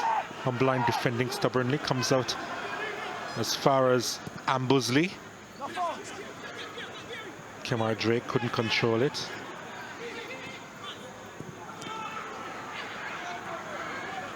Montego Bay United playing with a lot of purpose so far in the second half as they seek to get that equalizer. A delayed call by referee Valden Leicester. But could the you free kick explain goes to in me favor why of did Bay he, United. Could you explain to me why did he delayed that call, Donald? There was no advantage there. That was straightforward for you.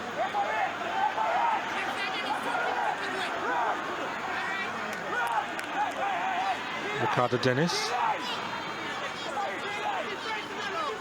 getting a bit of a talking to by referee Leicester. Of course, he's the one that opened the scoring in the 8th minute of play. Here's a free kick at the near post. I'm not sure if it went in the direction that he wanted it to, Gregory Lewis, but... Corner kick to Montego Bay United.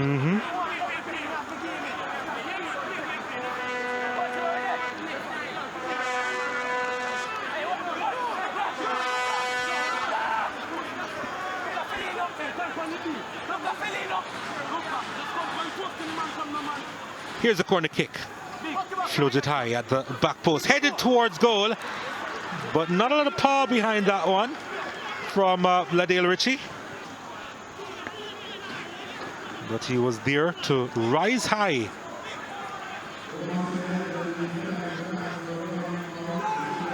Rise high on that occasion. Here is Montego Bay United. A beautiful movement there. Here it comes inside the box. Trying to get the touch inside. Now he recovers and sends this one in. Weatherly outside the box. The shot is charged down. That was from the captain Ambersley. It's sent inside again, headed towards goal. Wasn't Croft on the end of that one. Montego Bay United looking good and dangerous. Very, very good ball there by Gordon. Donald. He took the Umberland team one way and passes the ball the opposite direction to a free play there. And here's Umberland. How will they respond? Andrew Vanzi taking this shot from distance is over the crossbar. Ambitious effort, that one. Sometimes you get them right though, Donald. At times, yes.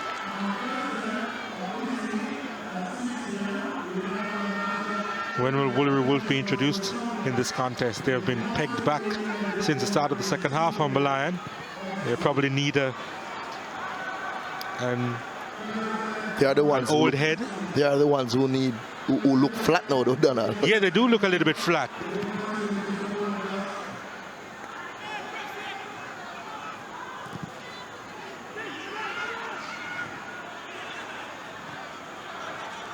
So even as Humberline do some defending, you're wondering if they're going to be making some changes. Gordon trying to break free from his markers. Big chance for Bay United, straight to the keeper. That was from Weatherly again. 2 goals beside his name this season, trying to get a third. And that was straight to Kadeem Davis. Beautiful movement here from McIntosh. Sends this one inside the box. Big chance for Humberline to make it 2. And he couldn't make it count. That was Dennis trying to get a second. Good play there by McIntosh, passing the ball to Dennis. But Dennis should have just waited right there to make a pass inside to Swaby. But he attempted to go up goal, and it was a poor effort at the end. I wonder if it was in 2 minds there.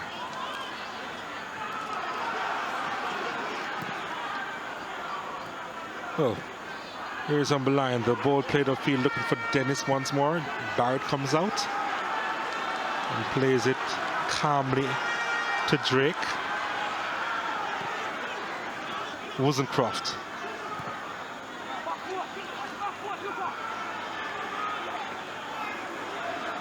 Weatherly has been an influence since the start of the second half, trying to play Wozencroft.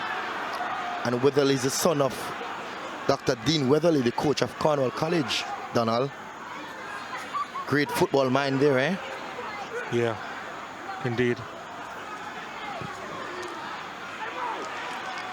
Gordon trying to get to the end of that one. Heading towards the byline, not a lot of players inside the box. In fact, just one, but Gordon is going by himself. Takes a shot on target. Kadeem Davis had to go low to make the save. But Gordon turning on the thrills there as he made his way inside the box. And even from the acute angle, you all thought that, well, it was going to be dangerous. Very, very poor marking there by Gregory Lewis. Gordon back was turned to goal. He allowed him to turn. And he basically escorted him in getting a shot there, Donald. Yeah, Gregory Lewis right beside him all the way. He's basically escorting him into the goal, Donald. As a defender, you cannot allow a striker to turn in your box as easy as that and get off a shot, Donald. Humberline supporters having some fun in the stands.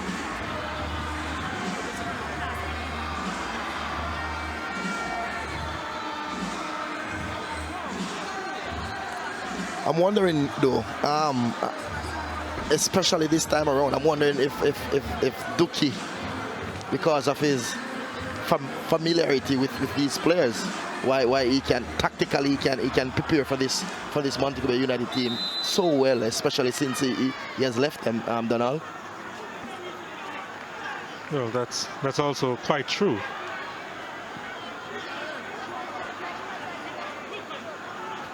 But you could say the same about a number of the teams that he would have faced, Donovan Duque, because he's been around. He's been all around. Gordon turns well, looks up, needs some help, or probably he doesn't as he heads towards the byline, sends it across, couldn't get by the second defender. Not cleared properly. Ambersley picks it up. Bay United really pressing, trying to get that equalizer. McBain turns it inside. McBain cuts inside, sends it inside the box, and Rosencroft, I think he was trying to flick the header onto Gordon, who was at the back post. The defenders of the Humberline team, though, they are not marking as tight as they should. Look at Ricardo Dennis here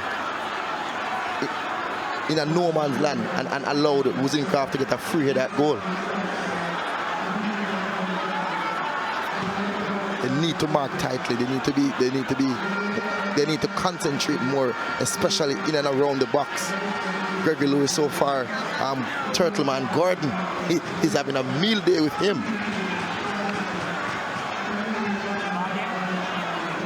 I don't know if Coach Duki is going to make a tactical change over on that right-hand side of his defensive unit, Donald, because so far Turtleman Gordon is really running havoc over that side of the field. Back on the left foot now. Two touch if you take. Two touch.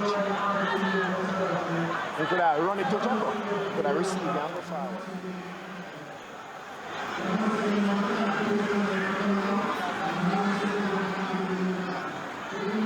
I wonder if Coach Duque was talking about missed opportunities. Definitely. He's talking about, because he wants to hit them on the counter. Gordon's performance in this match so far hasn't really set the place alight, hasn't he, in the first half, but he has come back strong in the second half. Had that one effort on target with the free kick. But he needs some support. But he's had a decent game so far. But we know that he can do better, and he has a lot more quality in him.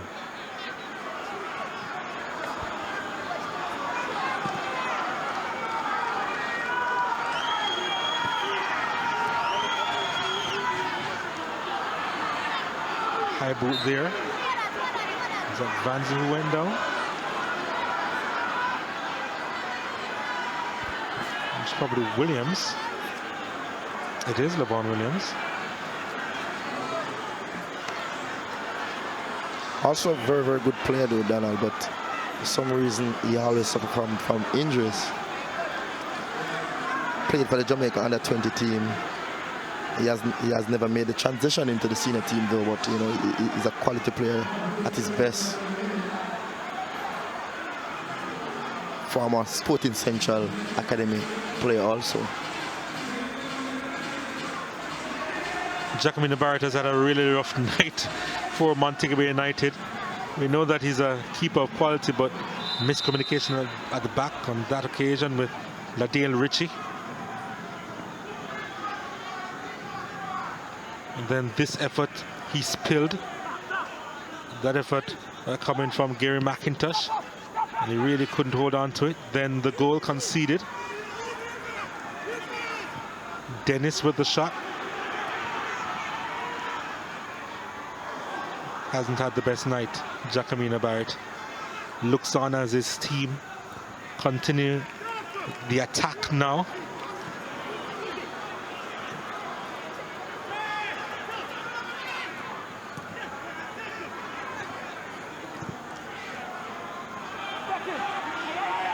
Kemar Drake.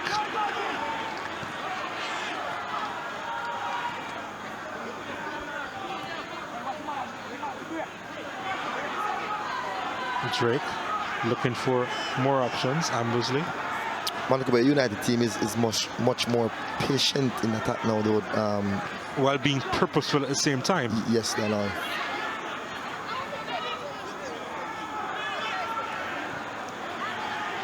Don't like the approach the Umberland team is taking now though. They are pressing the ball way too deep in their defensive third and giving up too much space in and around their box for the Montego Bay United players to use.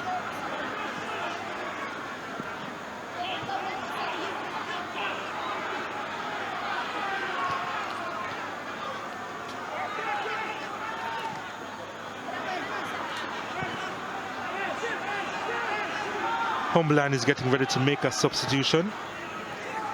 You reckon that something had to change?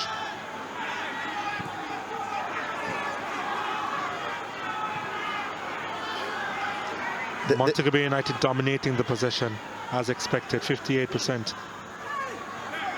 Gordon. Wozencroft. Gordon was charged down after the first touch. I think Umberland needs to put down a player that can help them to possess the ball though, Donald. They are not seeing much of the ball in this half, and they need a playmaker. They need somebody who can make something happen for them and help them to possess the ball. You're crying out for Woolery Wolf, but he's not the one who's going to come on. Seems as if it's going to be Dwayne Campbell who's coming on for Umberland. Dwayne Campbell is also a playmaker. Wozencroft. Drake. Wozencroft. Wozencroft picks it up. Late challenge. Free kick in a dangerous position for Montego Bay United. After about 10-12 passes there, Donald, patient in attack, moving the football around nicely, moving into space nicely, and they're looking very, very dangerous.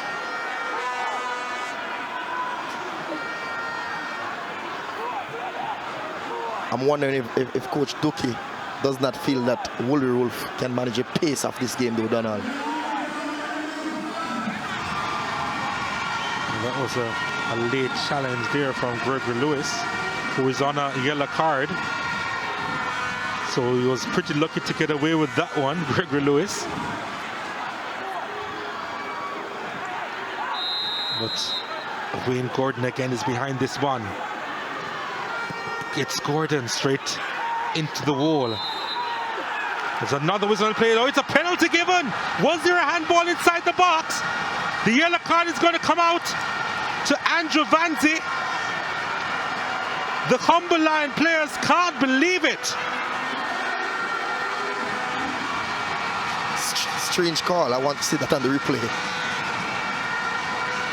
Well, Leicester is registering in this game. He points to the spot. The home team has a penalty. The question is, was it a handball and was it deliberate?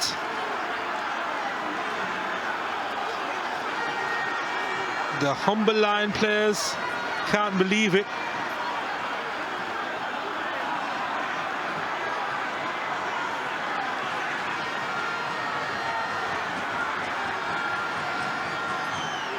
Well, well, well, Maron Gordon. It's a PK. It's a penalty. Hand being in an unorthodox position. That's pretty straightforward. Penalty to Montego Bay United.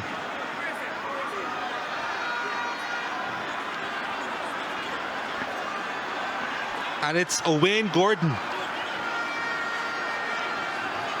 seeking to make a mark in the RSPL for his team. He's been around, came up trumps for them in the CFU Club Championship, trying to mark his first goal this season.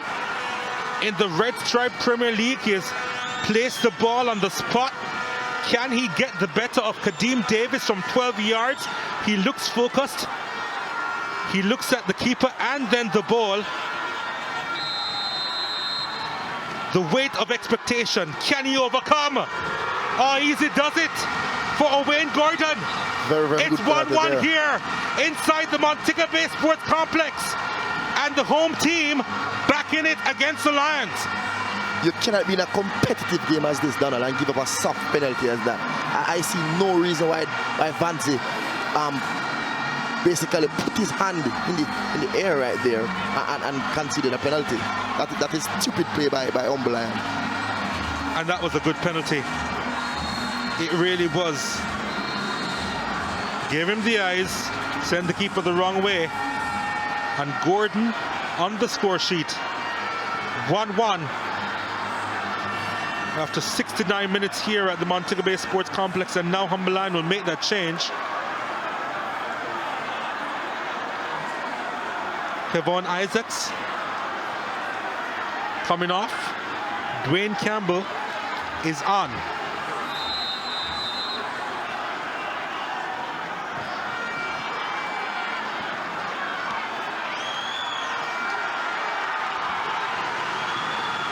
Here's Montego Bay United. Confidence high. Can they get a quick second? They head to the byline. It's across inside the area. What a save to deny Owain Gordon.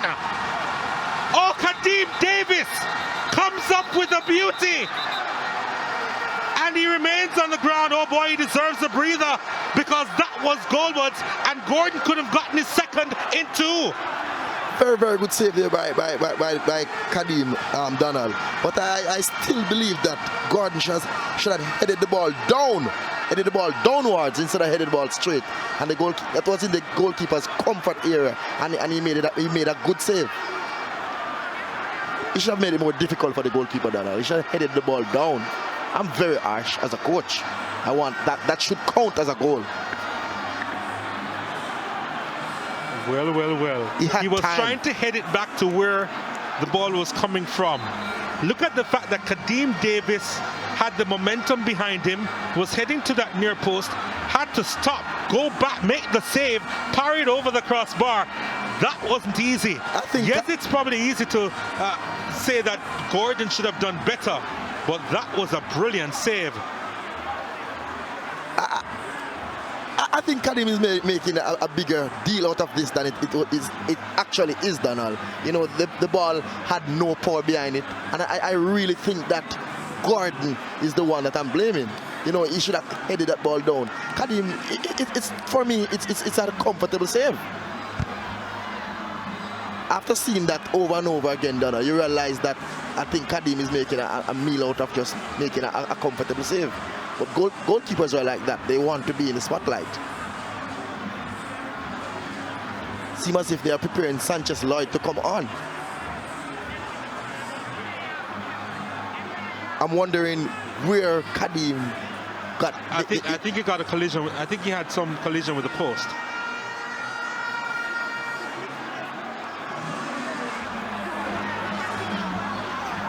I think that's how he got injured.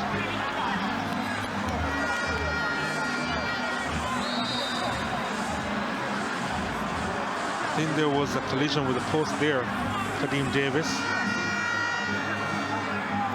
I don't think Davis is willing to come off. And Sanchez Lloyd is there. He's given his papers to the fourth official, but he's putting ice on his shin.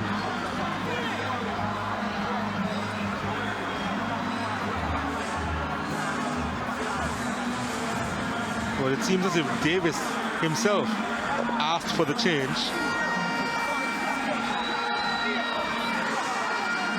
You see the cross coming in. There was slight deflection there.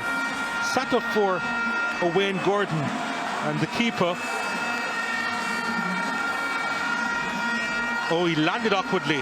Yeah, probably rolled his ankle there, Donald.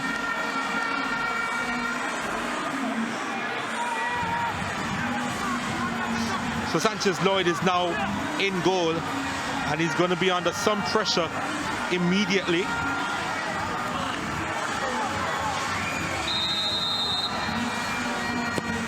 Here's the corner kick at the near post. Humbeline defending, comes out as far as Wozencroft. Drake was trying to turn and shoot. Just to confirm that Lloyd is on for Davis in goal.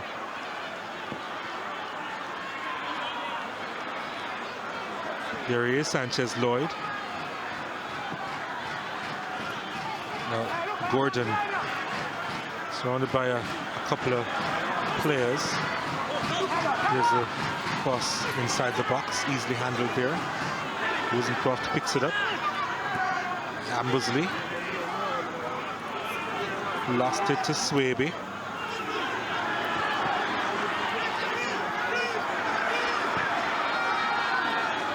Wozencroft.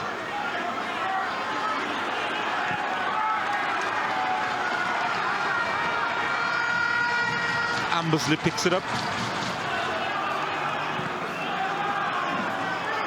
McCarthy.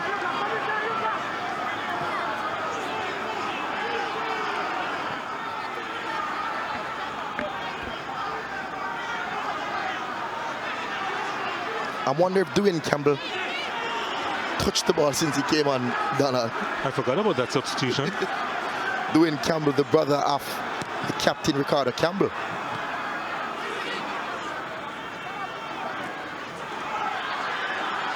Here's Montego Bay United through Weatherly.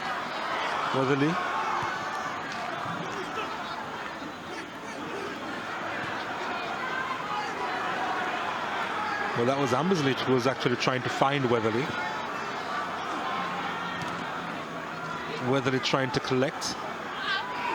Late challenge there on Francois Swaby. Goes down in a heap. Seems as if the Humberland team, though, they don't really have a plan in terms of attacking O'Donnell. They're just trying to get the ball and make a chase at it. And with an organized unit as the Montego Bay United team, I don't think they're going to break them down doing that. You know, I think they need to try and possess the ball some more and make telling pass in the box to get good opportunities. Well, Wolverine Wolf is getting ready to come on for Humberline. 5 goals to his name so far, and he's replacing Gary McIntosh. So with 15 minutes remaining, what kind of influence will Wolverine Wolf have on this Humberline team? That's a question. Just to confirm the substitution, he's replaced Gary McIntosh. There is Wolf.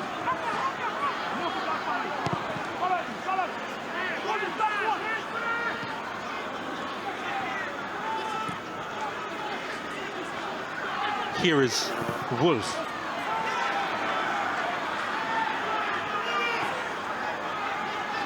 Carey.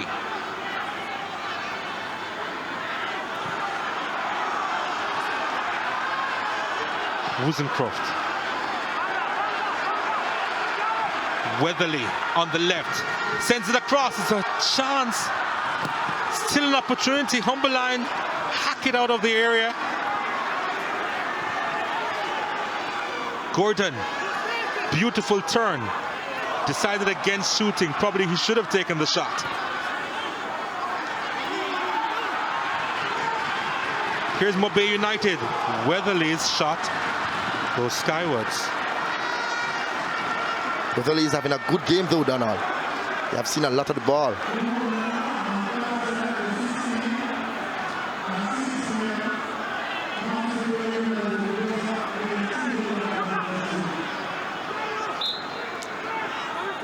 I think he wanted that that opportunity, right?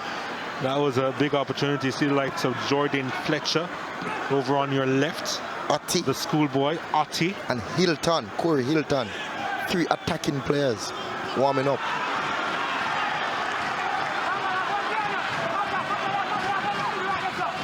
Well, they all can't come on. Here's a chance here for Montego Bay United. There was a handball there. There was a handball there. Called against Donovan Carey. I was behind him and I saw it.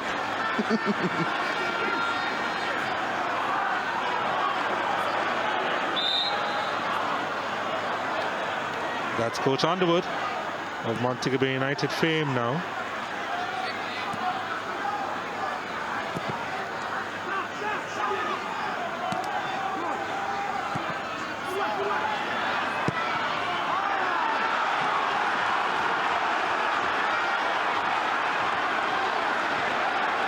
Jacomina Barrett is having an awful game so far though, Donald. Want to forget Wolf. His passing is off. His ball handling skills in terms of his hands also off. Here's a chance. A big one for Humble Lion. Deflection and oh, it's over the bar. How did he miss from there?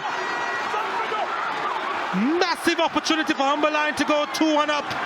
And somehow, he couldn't get in on target. Composure. He could have controlled that ball and rolled it in the back of the net, Donald. Ricardo Dennis with a massive opportunity for Humble Lion. Was there an awkward bounce? Because he took that one on the shin, you know. But he had time. Awkward bounce, you control the ball.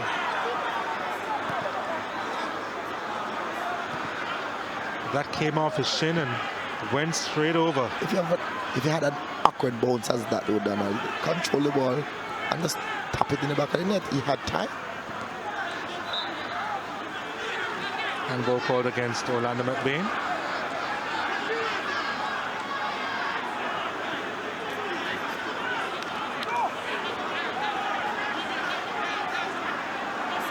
Shake of the head. Still ruining that missed opportunity there. Says it's a simple tap in for Ricardo Dennis. Here's a free kick. And Jacobina Barrett. Finally. Was that ironic applause from his own supporters? And he held on to one. Oh, Mobay United fans, you're cruel at times. Ricardo Dennis there. Simple tapping. Simple tapping. That's what his coach was saying. In a game that is a game of this magnitude and it's this close. Opportunities like that, you have to let them count. So we have Alan Atti in, and it seems as if Donovan Carey is out. Yep.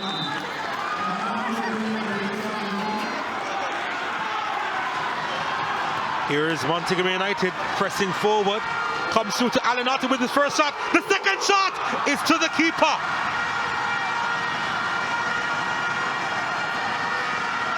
Almost had an impact there, Alan Atti. 4 goals to his name so far this season. That could have been his 5th. He took the ball to his left foot there, Donald. I think he could have used some amount of skill and put the ball back on his right foot to get a better opportunity there. Almost made an impact. Just to confirm that substitution that Atti is on for Carey. Can you imagine your first touch being a goal? I can only imagine. Here's Wozencroft. Atti on the flank. Turns it inside straight to the keeper. Wrong-footed a little bit.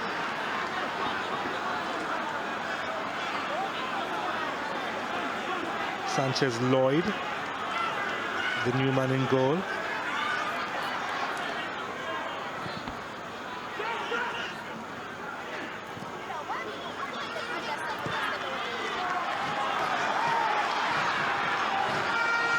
Weatherly. Wozencroft trying to get some space. Finds Curlew. Back on the left. Kemar Drake on it now. Curlew gets by one. Gets by a second. Gets by a third. Gets by a fourth. Inside the box. Goes down. Referee tells him to get up. That was close. As he went through the defense there. Probably a little bit too easily for the liking of Donovan Dookie, who stands helplessly on the sidelines as Montego Bay United try to surge again. Wozencroft.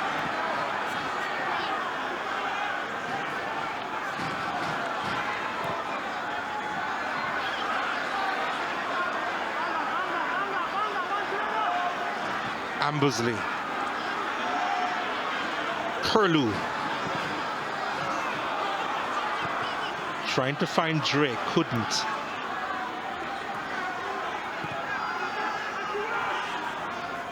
Dennis. And that was a poor pass from Dennis. His game has deteriorated since the start of the second half. There's Montego Bay United now. Wind in their sails as they try to get the go-ahead goal. Wanted more movement on that occasion, didn't get it.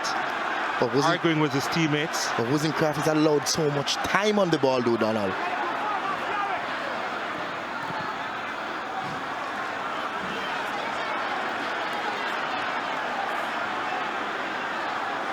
Montego Bay United had a big opportunity just now. Keneal Curlew weaving his way through, working his magic. So far, though, Donald, Owen Gordon. Oh, he picks it up. Trying to make a run inside the box. It's a chance for Humber Lion. Jacomina Barrett. Good save there by Jacomina Barrett. Denying Francois Swaby on that occasion. But I reckon that he probably took an extra touch that he didn't need to take. And took him to an acute angle. Yes. And Barrett is a big guy, so it was always going to be difficult to get by him from such an angle anyway. Here's Ambersley. Finds his left back in Kemar Drake. Mobay United riding high on confidence through Gordon. Plays it inside. Oh, that was a poor first touch, wasn't it? From Johan Weatherly.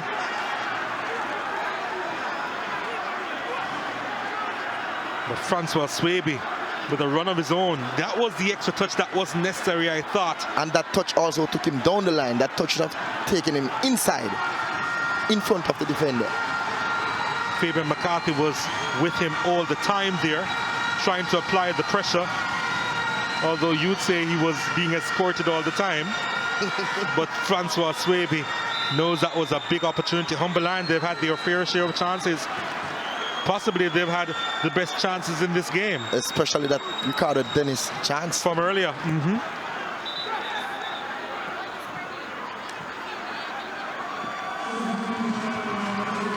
Montego Bay United making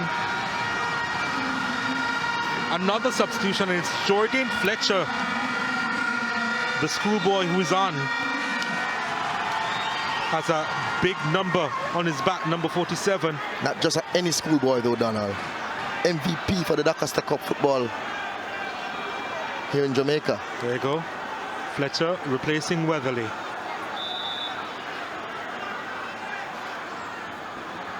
He has a few minutes to make an impact in this one. Over 30 goals in the schoolboy football season, Jordan Fletcher. The MVP of the season. Here's Gordon.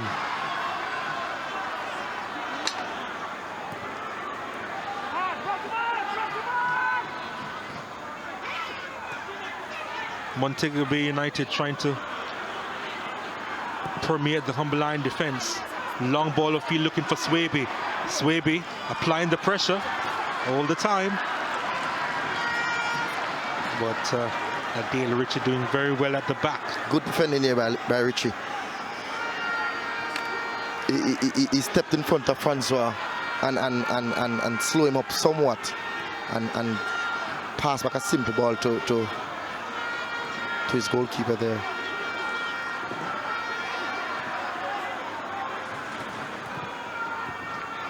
Interception. Humberline. Holmes. Humberline sends this forward. Chance for Swaby. Swaby's touch just let him down.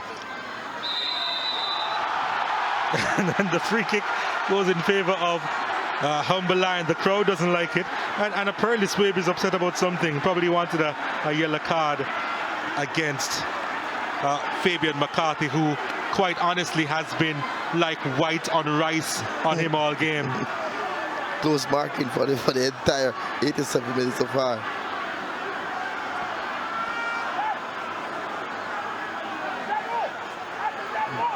There's Donovan Ducky. He has seen his team miss quite a few chances. But this is a good free kick in a good position for the Humberline team. And standing over that free kick is one dead ball specialist, Wolby Wolf.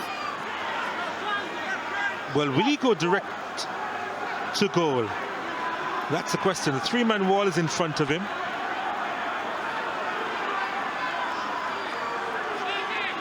Wolf behind this one. There are 5 players. Humberline players inside the box, sends this one inside. Jacomina Barrett holds on. Hurls it out. Poor effort at the end there. Fletcher. Good first touch, continuing his run. Montego Bay United moving forward, or the ball played behind Fletcher. Still a chance for Montego United through Ambersley. There he is on the ball, the captain. Slows down the game just a little bit.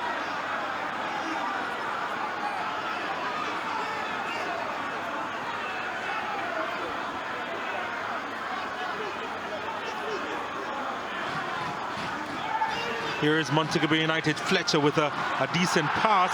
He gave up on that pretty quickly, Alanotti. You know, the Alanotti of St. James Hyde's days would have gotten that one pretty easily. Probably got me 2 times. This is the live table. UE 54 points. Humberline with the point would go up to 50. Montego Bay United with the point tonight would go up to 47-2 behind Tivoli Gardens. In terms of man of the match though, Donald, I think so far Owen Gordon for me is the man of the match so far. He basically got the free kick that he took. He took the free kick, he got no penalty from the free kick, and he scored the penalty. So far for me he is the man of the match, and he's been playing really good tonight, Donald, especially in a flat game as this is tonight. You know, I think he stood out more than the rest of the players. Yeah, sometimes you're able to spot quality from a distance, and as far as Owen Gordon is concerned, he has been a standout. 7 minutes of stoppage time, folks. 7 more minutes of intense football. We're tied at 1 apiece. And 7 minutes of Fergie time, Donald. Well, it could be Dookie time, it could be Underwood time. Still time for a team to get a go-ahead goal as Gordon picks this one up. Fletcher is in front of him. Gordon. Oh dear. Well, Ambersley picks it up and gives it up. Just to confirm the other card for Alanotti. Wozencroft on it. Humberline has lost the midfield though, Donald. The midfield, there's no more midfield battle going on here. Montego Bay United is all over this Humberline team in the midfield. Here's Jordan Fletcher. Fletcher has Vance in front of him, decided against beating him. Floated ball inside the box looking for Gordon, not under pressure, and even then he handles the ball. wry smile on his face. So Gordon is your man of the match. So far, especially because I'm a Gordon. I'm just kidding. No, you're not. Free kick for Humble Lion. There he is. Owain Gordon. The MVP of last season, Owain Gordon.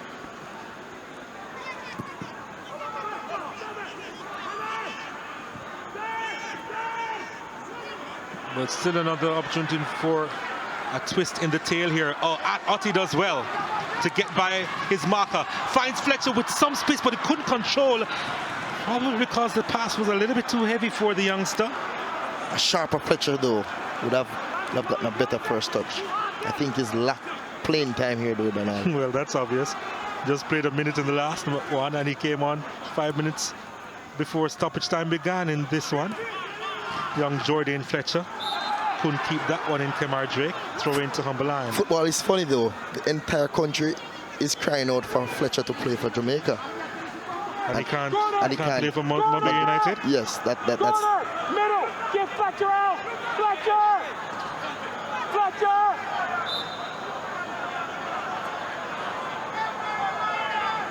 He wants Fletcher to be more central. That's what his coach is asking him to do. Coach Roderick Underwood wants him to be a little bit more central. Right now, it's almost as if habit has taken him along the wing. But here is Fletcher on the wing, on the right-hand side. Looking for options, gets by one. Heading towards the box. Ooh, that was poor. Gordon was disappointed with the service, or lack of it, really. I think he's eager to impress. Obviously, he's eager to impress, and sometimes he can overdo it with so much pressure on his young shoulders. He's still a schoolboy. And especially coming on at such a late time in the game, he does not have the time to settle in. So in his mind, he's saying, oh my goodness, I have 5 minutes to impress. Yes. And that's always pressure. And for anybody, really, not to mention a schoolboy. But what I've seen since night, though, Donald, I've seen no reason for Fletcher to probably even start in this team. He could. Yes, I haven't seen anything special that you could say. You're right.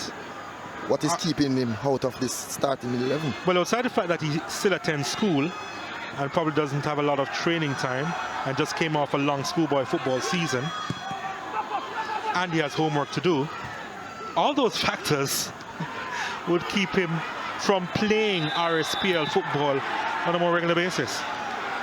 Vanzi was fouled, gets a free kick for Humble Lion, and another yellow card comes out.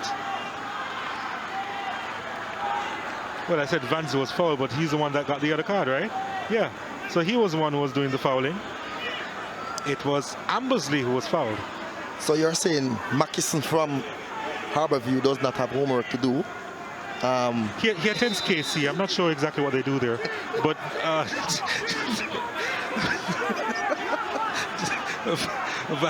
Vanzi getting the yellow card, confirming that.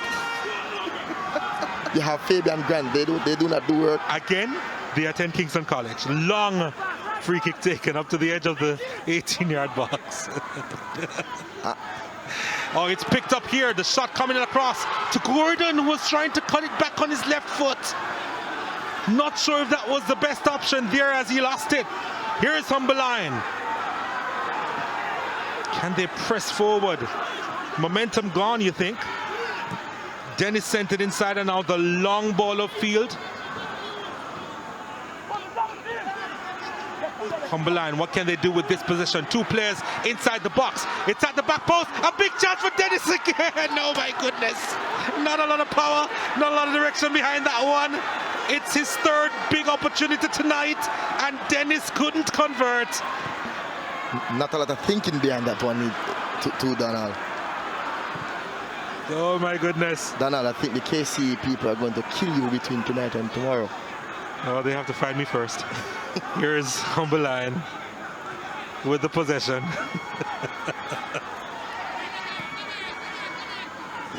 Well, we have a minute left in this contest. I don't think there will be a second added. Vanzi. ran into traffic. Referee says play on. Well, Legister coming between Richie and Swaby. Tells him to cool down. Dennis, well, he could easily have been nicknamed Dennis the Menace, but goodness me, he's had several opportunities today, Ricardo Dennis.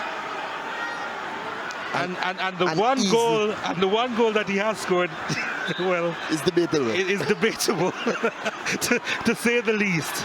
But alas.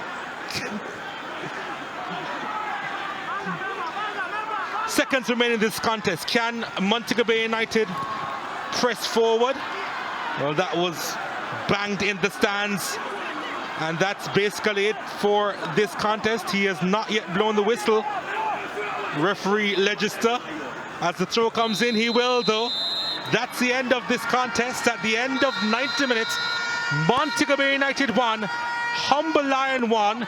Both teams sharing the spoils in this contest in the second city. Gordon equalizing for the home team in the second half after Dennis's strike in the 8th minute had sent Humber Lion ahead, but he has had several missed opportunities. Humber Lion with glorious chances to get the 3 points here from the Montego Bay Sports Complex. I think it's a fair result for both teams though, Donald. You know, I think tactically in the first half, Humber Lion team got it right, and in the second half, the Montego Bay United team came out more purposeful, and they got it right in the second half. So I think it's a fair result for both teams. I reckon that Gordon is the man of the match because of his form today. But Dennis would be disappointed with that. Montego Bay United won. Humber Lion won after 90 minutes. Both teams sharing the spoils here at the Montego Bay Sports Complex.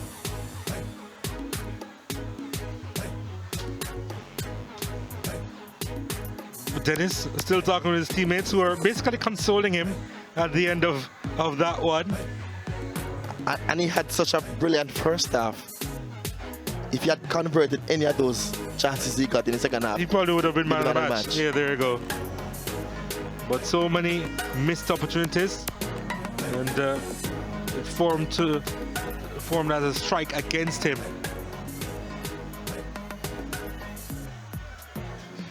There's Wilbury Wolf was unable to make an impact in the second half, and there's Dennis still thinking about missed opportunities. Let's go downstairs to George Davis, who is with the MVP. All right, thank you, gentlemen. So I'm here with the MVP of tonight's game, Montego Bay United's Owain Gordon. Owain, congratulations. And this is your trophy from us. And there's another prize over there for you. Congratulations, Owain. Enjoy responsibly. All right, quick word with you, Owain. The 1-1 draw, I'm not sure if you would be satisfied with that based on the run of play.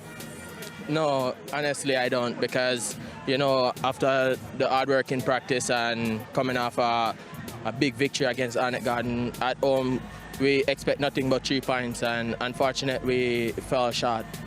In terms of what you can do for this season, can you defend your title? Absolutely.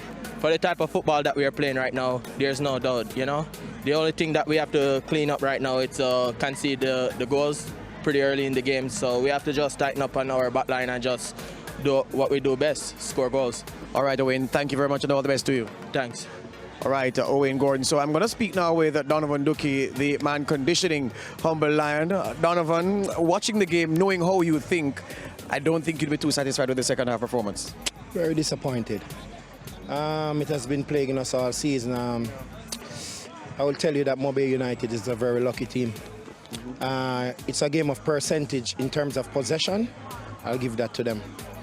But in terms of the possibilities of the chances, we should have been 3-1, 2-1, 4-1, 5-1. And it took a brilliant set piece though from Dennis for us to have gotten the lead. And credit to them also, they kept us in the game. We know what we're good in certain departments, and we defended good. Full credit to my team. We played well on the transition. I like how we counter-pressed today also. They did that also. I think it was a good game, but in terms of the chances, I thought it should have been an easy game for us. Before we go to Ricardo Dennis's two gilt-edged chances late in the second half, you see your team seemed to struggle to solve the Jermaine Wozencroft problem at the start of the second half. No, listen, I'll tell you this. There is possession, there is obsession with possession, and there is keeping the ball without an intention or with an intention. He had possession, but what is he doing? He's not penetrating, he's not breaking our second line, he's not breaking our back line. So sometimes you have to allow some things and take away some things from them. And also full credit to Jermaine Wozencroft, because he's a quality player and they are a quality player, and we understand what they are doing and what they want to do in the game, and yet still they didn't break our line. And that was important for me. Finally, Coach, Ricardo Dennis must be sat in the naughty corner after this game, because he got two chances which on any other day you'd have expected a player of his quality to put away. Yeah, definitely. But what we have to do also is give thanks for the result. We got a result. We traveled many, many miles to come here. And I was thinking even if we lost the game, we would have won a lot of things today. Because I think Sportsmax and Red Stripe and all the other stakeholders, they're doing a wonderful job in terms of creating a stage like this. The pitch is conducive to a good style of playing, and the crowd is good, so the psychological aspect that the Jamaica football needs to develop is developing. All about development. Donovan, thank you very much, and we'll talk again. Thank you very much. That's Donovan Ducky, coach of Humble Lion. I now turn to Ron Underwood. He is the coach of Montego Bay United. Ron, a point, was it a fair reflection of the 90 minutes, you think? I don't know, but maybe. But for us, we're home. We wanted to get the 3 points. Disappointed the way we started. Good second half, but not quite what we wanted. Yeah, the first half was almost on Montego Bay United. We expected more intensity. What we saw over the second 45 minutes, what accounted for the almost lackadaisical approach over the opening half? I don't know. I mean, it's been a struggle, and I'm not sure what the reason is, but we're trying to fix it. Right. The second half, could you identify those aspects of the team's play that you were satisfied with in the second half? Well, obviously bringing Wozencroft in, that made a difference. A good technical player helped us keep the ball. But just how we played our front three. Our front three had a little more freedom to move, and I think that really caused a lot of problems for them. You've been with the squad now for about a month. The raw material at your disposal, do you think you have the goods to deliver a follow-up championship with Montego Bay United? That's the only choice. That's the only choice we're looking for. Ron, all the best, and we'll talk again. All right, thank you. That's Ron Underwood, the coach of Montego Bay United. We send you to Donald Oliver and Miron Gordon. They have the goals from this encounter. Yeah, so Ricardo Dennis opened the scoring in the 8th minute from this fabulous free kick.